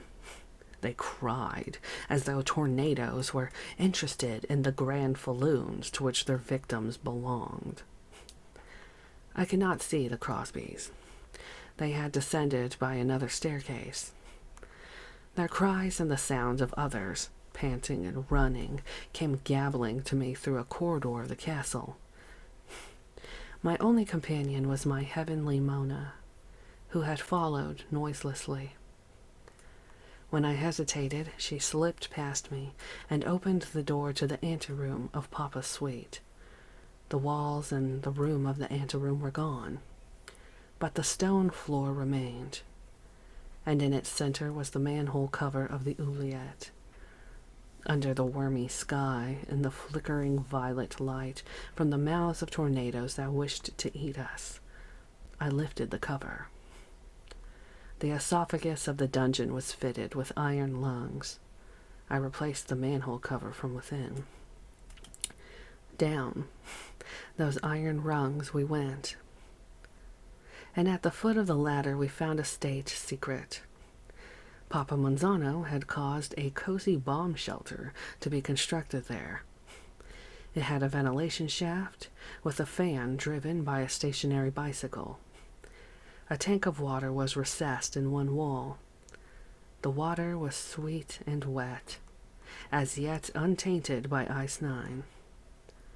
And there was a chemical toilet, and a shortwave radio, and a Sears Roebuck catalog, and there were cases of delicacies, and liquor and candles, and there were bound copies of the National Geographic going back 20 years. And there was a set of the books of Bokanon, and there were twin beds. I lighted a candle. I opened a can of Campbell's chicken gumbo soup, and I put it on a sterno stove, and I poured 2 glasses of Virgin Islands rum. Mona sat on one bed. I sat down on the other. I'm about to say something that must have been said by men to women several times before, I informed her. However, I don't believe that these words have ever carried quite the freight they carry now. Oh? I spread my hands. Here we are. Chapter 118. The Iron Maiden and the Oubliette. The 6th book of the books of Bokanon is devoted to pain, in particular to tortures inflicted by men on men. If I am ever to put death on the hook, Bokanon warns us, expect a very human performance. Then he speaks of the rack and the Pettywinkus and the Iron Maiden and the Veglia and the Oubliette. In any case, there's bound to be much crying. But the oubliette alone will let you think while dying. And so it was in Mona's and my rock womb. At least we could think. And one thing I thought was that the creature comforts of the dungeon did nothing to mitigate the basic fact of oubliation. During our first day and night underground, tornadoes rattled our manhole cover many times an hour. Each time the pressure in our hole would drop suddenly, and our ears would pop and our heads would ring. As for the radio, there was crackling, fizzing static, and that was all. From one end of the shortwave band to the other, not one word, not one telegrapher's beep did I hear. If life still existed here and there, it did not broadcast. Nor does life broadcast to this day. This, I assumed. Tornadoes, strewing this poisonous blue-white frost of Ice 9 everywhere, tore everyone and everything above ground to pieces. Anything that still lived would die soon enough of thirst, or hunger, or rage, or apathy. I turned to the books of Bokanon, still sufficiently unfamiliar with them to believe that they contained spiritual comfort somewhere. I passed quickly over the warning on the title page of the first book. Don't be a fool. Close this book at once. It is nothing but FOMA. FOMA, of course, are lies. And then I read this. In the beginning, God created the earth, and he looked upon it in his cosmic loneliness. And God said, "Let us make living creatures out of mud, so the mud can see what we have done." And God created every living creature that now moveth, and one was man. Mud as man alone could speak. God leaned close as mud as man sat up, looked around and spoke. Man blinked. "What is the purpose of all this?" he asked politely. "Everything must have a purpose?" asked God. "Certainly," said man. "Then I leave it to you to think of one for all this," said God. And he went away. I thought this was trash. "Of course it's trash," says Boganon. And I turned to my heavenly Mona for comforting secrets a good deal more profound. I was able, while mooning at her across the space that separated our beds, to imagine that behind her marvelous eyes lurked mysteries as old as Eve. I will not go into the sordid sex episode that followed. Suffice to say that I was both repulsive and repulsed. The girl was not interested in reproduction, hated the idea. Before the tussle was over, I was given full credit by her, and myself too, for having invented the whole bizarre, grunting, sweating enterprise by which new humans were made. Returning to my own bed, gnashing my teeth, I supposed that she honestly had no idea what love-making was all about. But then she said to me, gently, "It would be very sad to have a little baby now. Don't you agree?" Yes, I agreed murkily. Well, that's the way little babies are made, in case you didn't know. Chapter 119. Mona Thanks Me. Today I will be a Bulgarian minister of education, Bokanon tells us. Tomorrow I will be Helen of Troy. His meaning is crystal clear. Each one of us has to be what he or she is. And down in the oubliette, that was mainly what I thought, with the help of the books of Bokanon. Bokanon invited me to sing along with him. We do, doodly do, doodly do, doodly do, what we must, muddly must, muddly must, muddly must, muddly do, until we bust, bodily bust, bodily bust. I made up a tune to go with that, and I whistled it under my breath as I drove the bicycle that drove the fan that gave us air. Good old air. Man breathes in oxygen and exhales carbon dioxide. I called to Mona. What? Science. One of the secrets of life, man, was a long time understanding. Animals breathe in what animals breathe out, and vice versa. I didn't know. You know now. Thank you.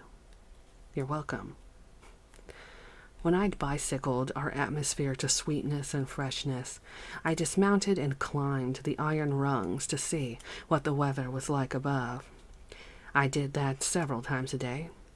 On that day, the fourth day, I perceived through the narrow crescent of the lifted manhole cover that the weather had become somewhat stabilized. The stability was of a wildly dynamic sort, for the tornadoes were as numerous as ever, and tornadoes remain numerous to this day. But their mouths no longer gobbled and gnashed at the earth. The mouths in all directions were discreetly withdrawn to an altitude of perhaps a half of a mile, and their altitude varied so little from moment to moment that San Lorenzo might have been protected by a tornado-proof sheet of glass. We let 3 more days go by, making certain that the tornadoes had become as sincerely reticent as they seemed. And then we filled canteens from our water tank, and we went above. The air was dry and hot and deathly still. I had heard it suggested one time that the seasons in the temperate zone ought to be 6 rather than 4 in number. Summer, autumn, locking, winter, unlocking, and spring. And I remembered that as I straightened up beside our manhole and stared and listened and sniffed, there were no smells. There was no movement. Every step I took made a gravelly squeak in blue-white frost, and every squeak was echoed loudly. The season of locking was over. The earth was locked up tight. It was winter, now and forever. I helped my Mona out of our hole. I warned her to keep her hands away from the blue-white frost, and to keep her hands away from her mouth, too. Death had never been so easy to come by, I told her. All you have to do is touch the ground and then your lips and you're done for. She shook her head and sighed. A very bad mother. What? Mother Earth. She isn't a very good mother anymore. Hello? Hello? I called through the palace ruins. The awesome winds had torn canyons through that great stone pile. Mona and I made a half-hearted search for survivors. Half-hearted because we could sense no life. Not even a nibbling, twinkle-nosed rat had survived. The arch of the palace gate was the only man-made form untouched. Mona and I went to it. Written at its base in white paint was a Bocanonist calypso. The lettering was neat. It was new. It was proof that someone else had survived the winds. The calypso was this.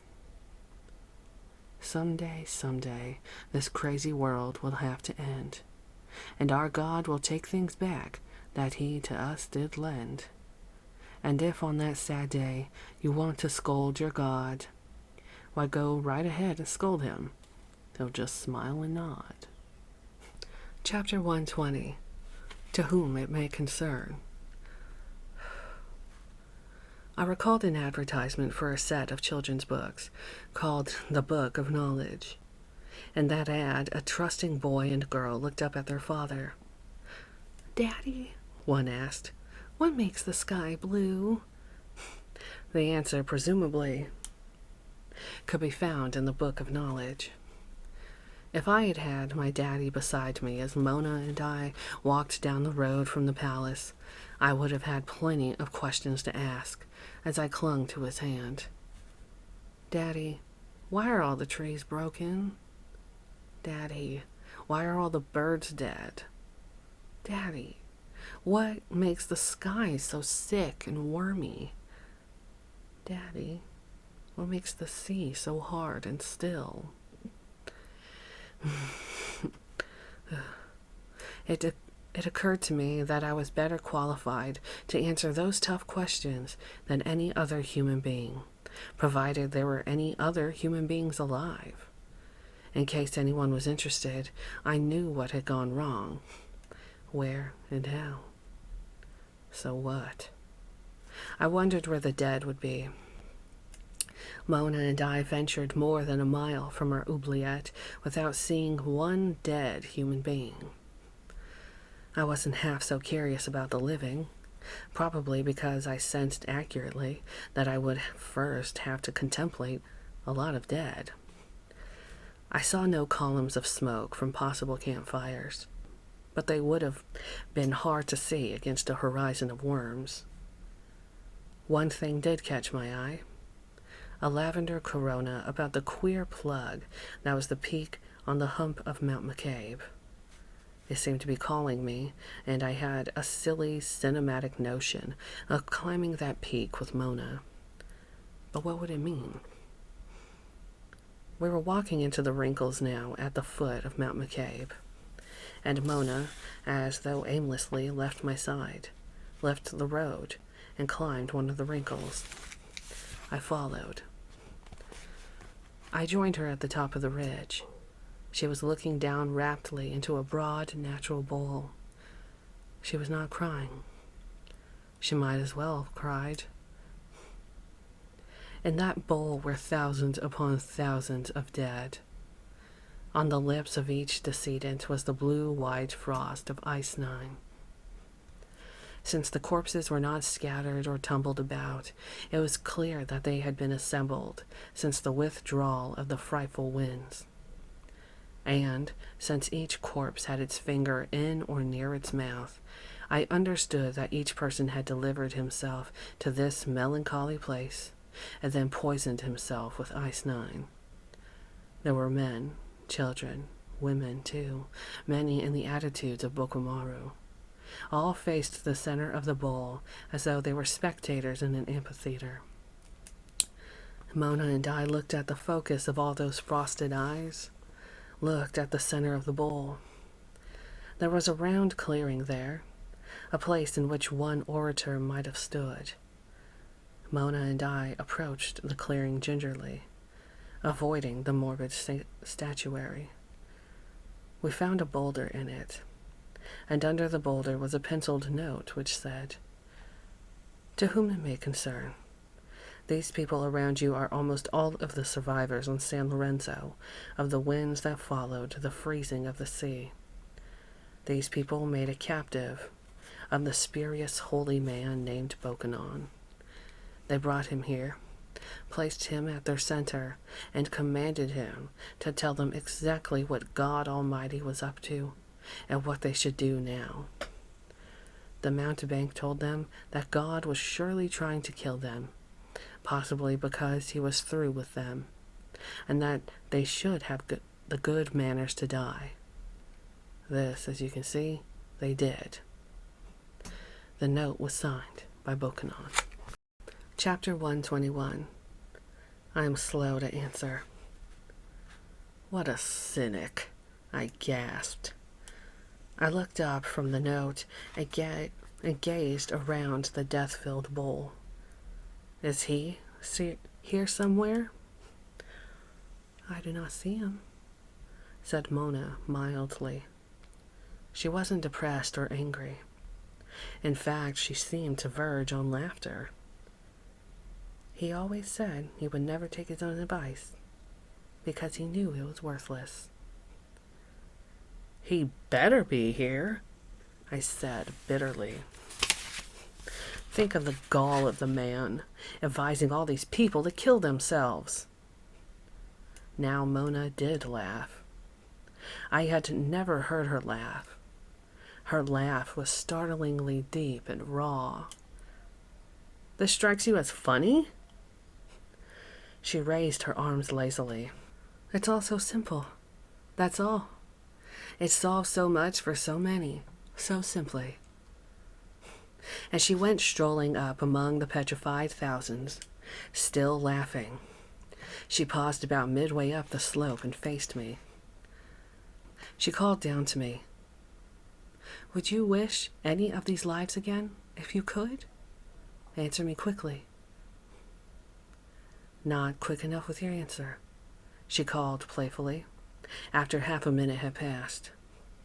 And, still laughing a little, she touched her finger to the ground, straightened up, and touched the finger to her lips, and died. Did I weep? They say I did.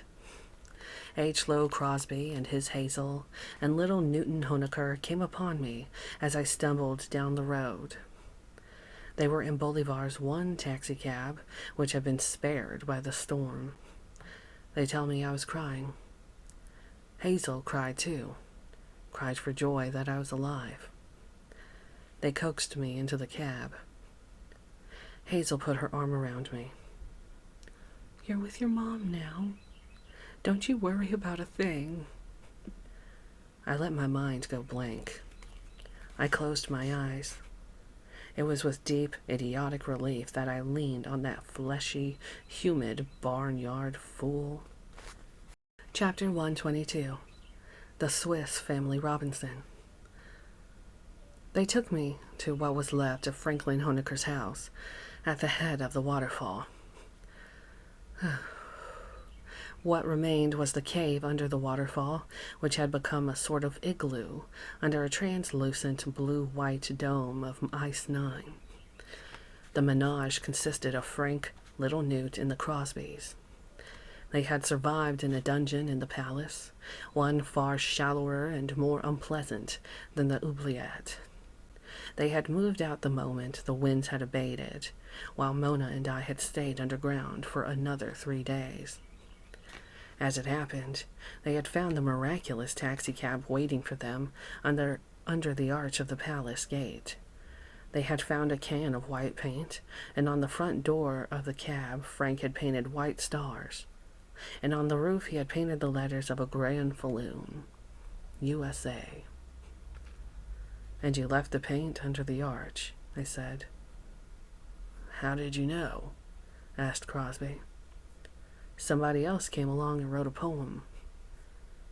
I did not inquire at once as to how Angela Honaker Connors and Philip and Julian Castle had met their ends, for I would have had to speak at once about Mona. I wasn't ready to do that yet. I particularly didn't want to discuss the death of Mona, since, as we rode along the taxi, the Crosbys and little Newt seemed so inappropriately gay. Hazel gave me a clue to their gaiety.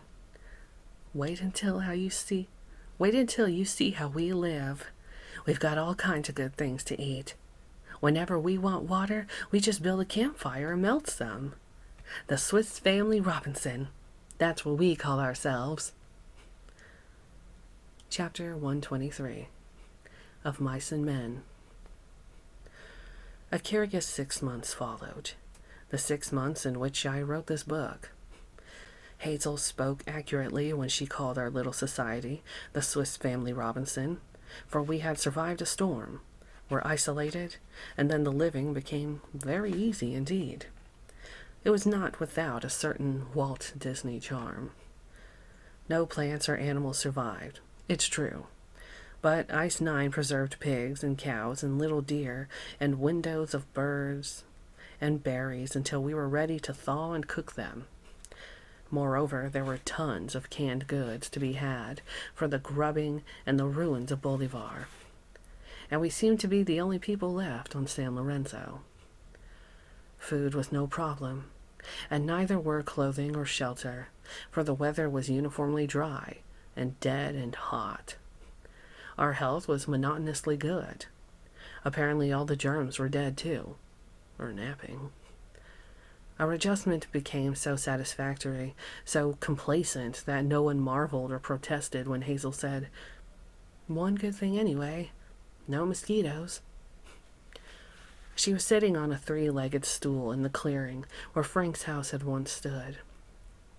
She was sewing strips of red, white, and blue cloth together.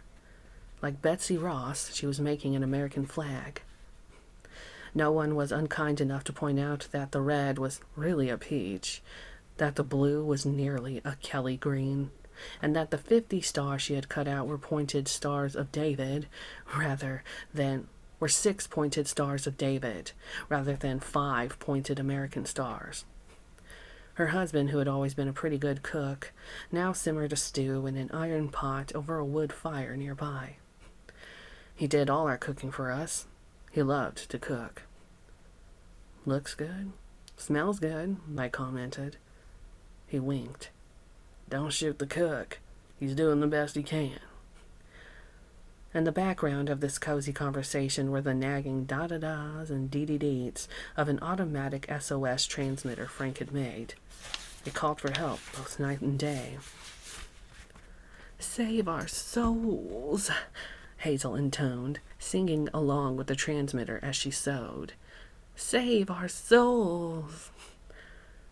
"How's the writing going?" Hazel asked me. "Fine, Mom, just fine." "When you going to show us some of it?" "When it's ready, Mom, when it's ready." "A lot of famous writers were Hoosiers." "I know." "You'll be one of a long, long line." She smiled hopefully. "Is it a funny book?" "I hope so, Mom." "I like a good laugh." "I know you do." "Each person here has some specialty, something to give the rest. You write books that make us laugh, and Frank does science things, and little Newt, he paints pictures for us all, and I sew, and Loie cooks. Many hands make much work light. Old Chinese proverb. They were smart in a lot of ways, those Chinese were." "Yeah, let's keep their memory alive." "I wish now I'd studied them more." "Well, it was hard to do, even under ideal conditions." "I wish now I'd studied everything more." "We've all got regrets, Mom." "No use crying over spilt milk." "As the poet said, Mom, of all the words of mice and men, the saddest are, it might have been." That's so beautiful and so true. Chapter 124. Frank's Ant Farm. I hated to see Hazel finishing the flag because I was all balled up in her addled plans for it. She had the idea that I had agreed to plant the full thing on the peak of Mount McCabe. If Lo and I were younger, we'd do it ourselves.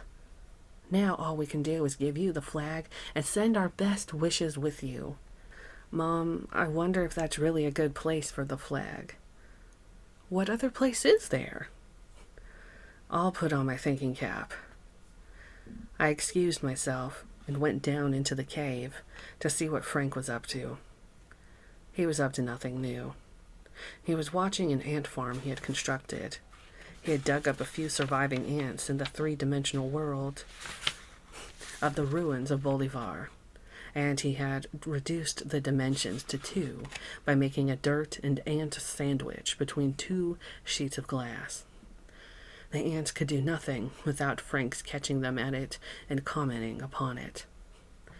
The experiment had solved in short order the mystery of how ants could survive in a waterless world.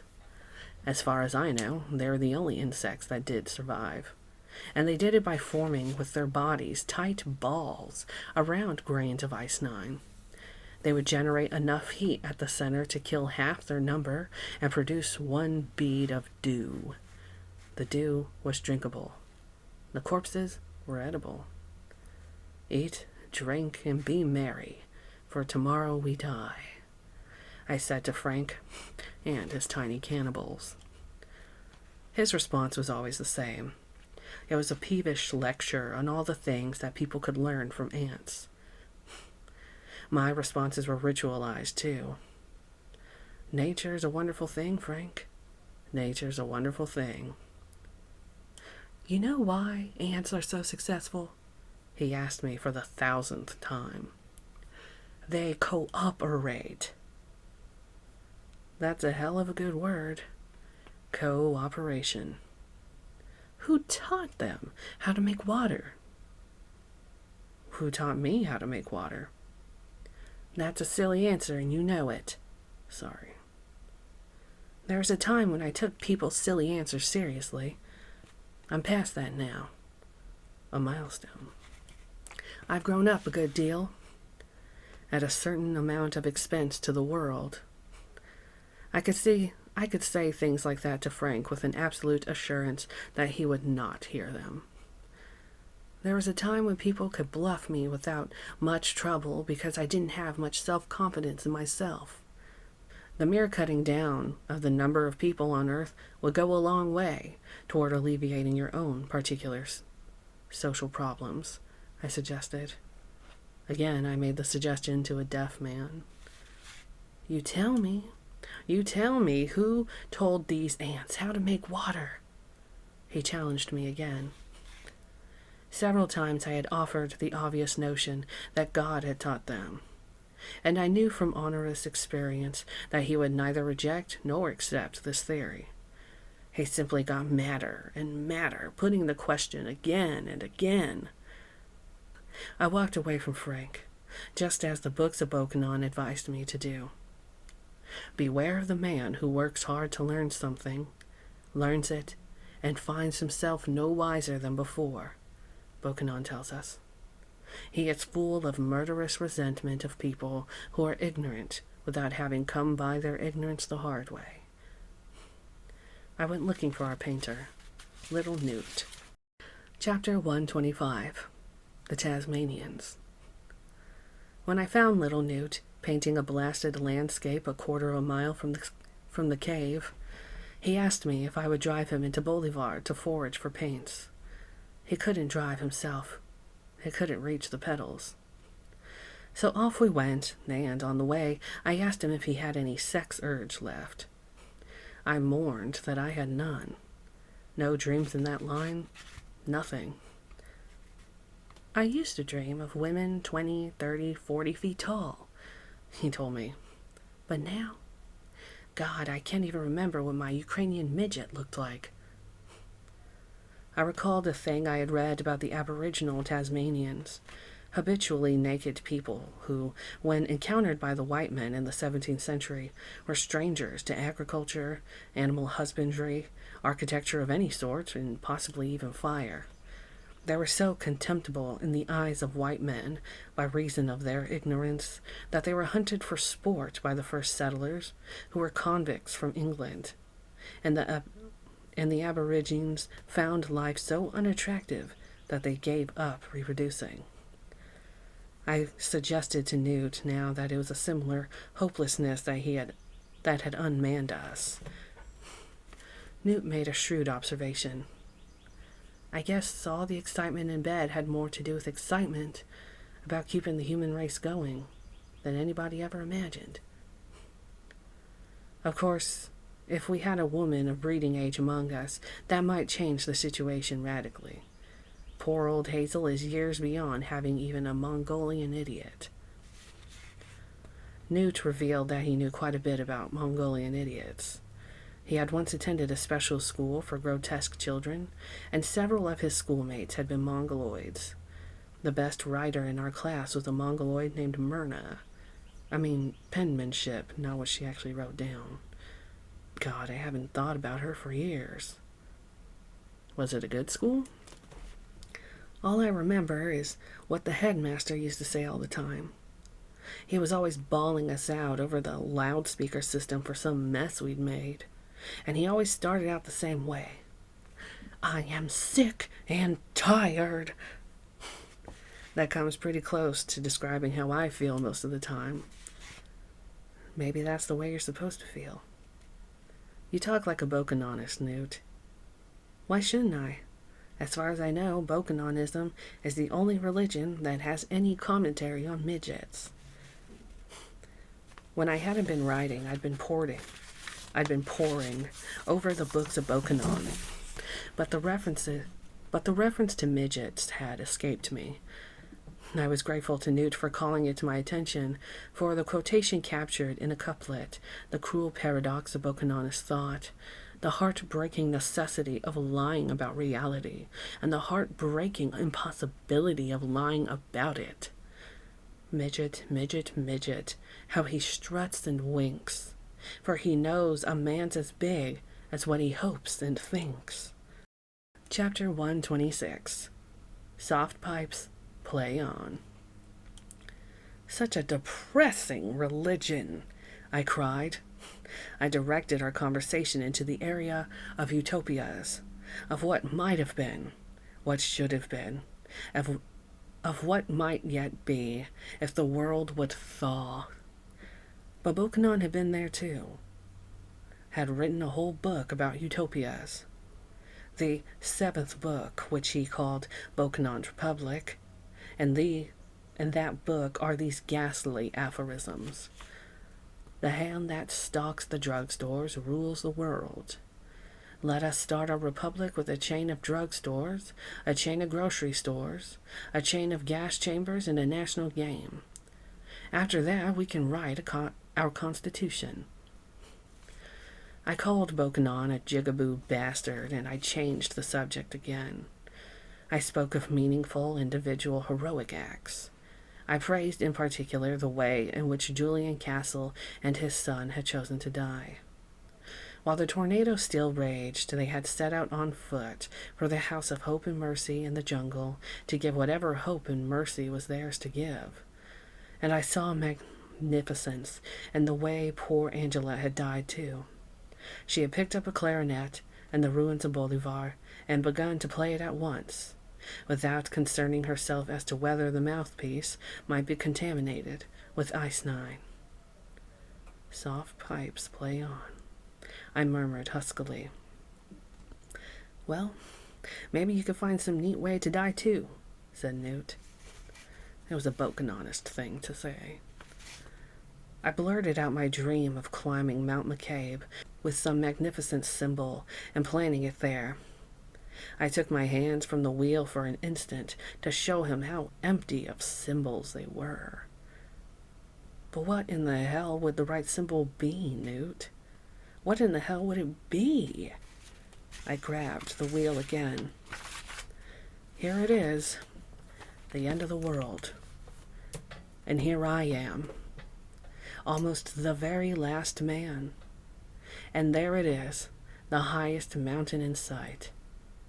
I know now that what my caress had been up to, Newt. It's been working day and night for maybe 500,000 years to get me up that mountain. I wagged my head and nearly wept.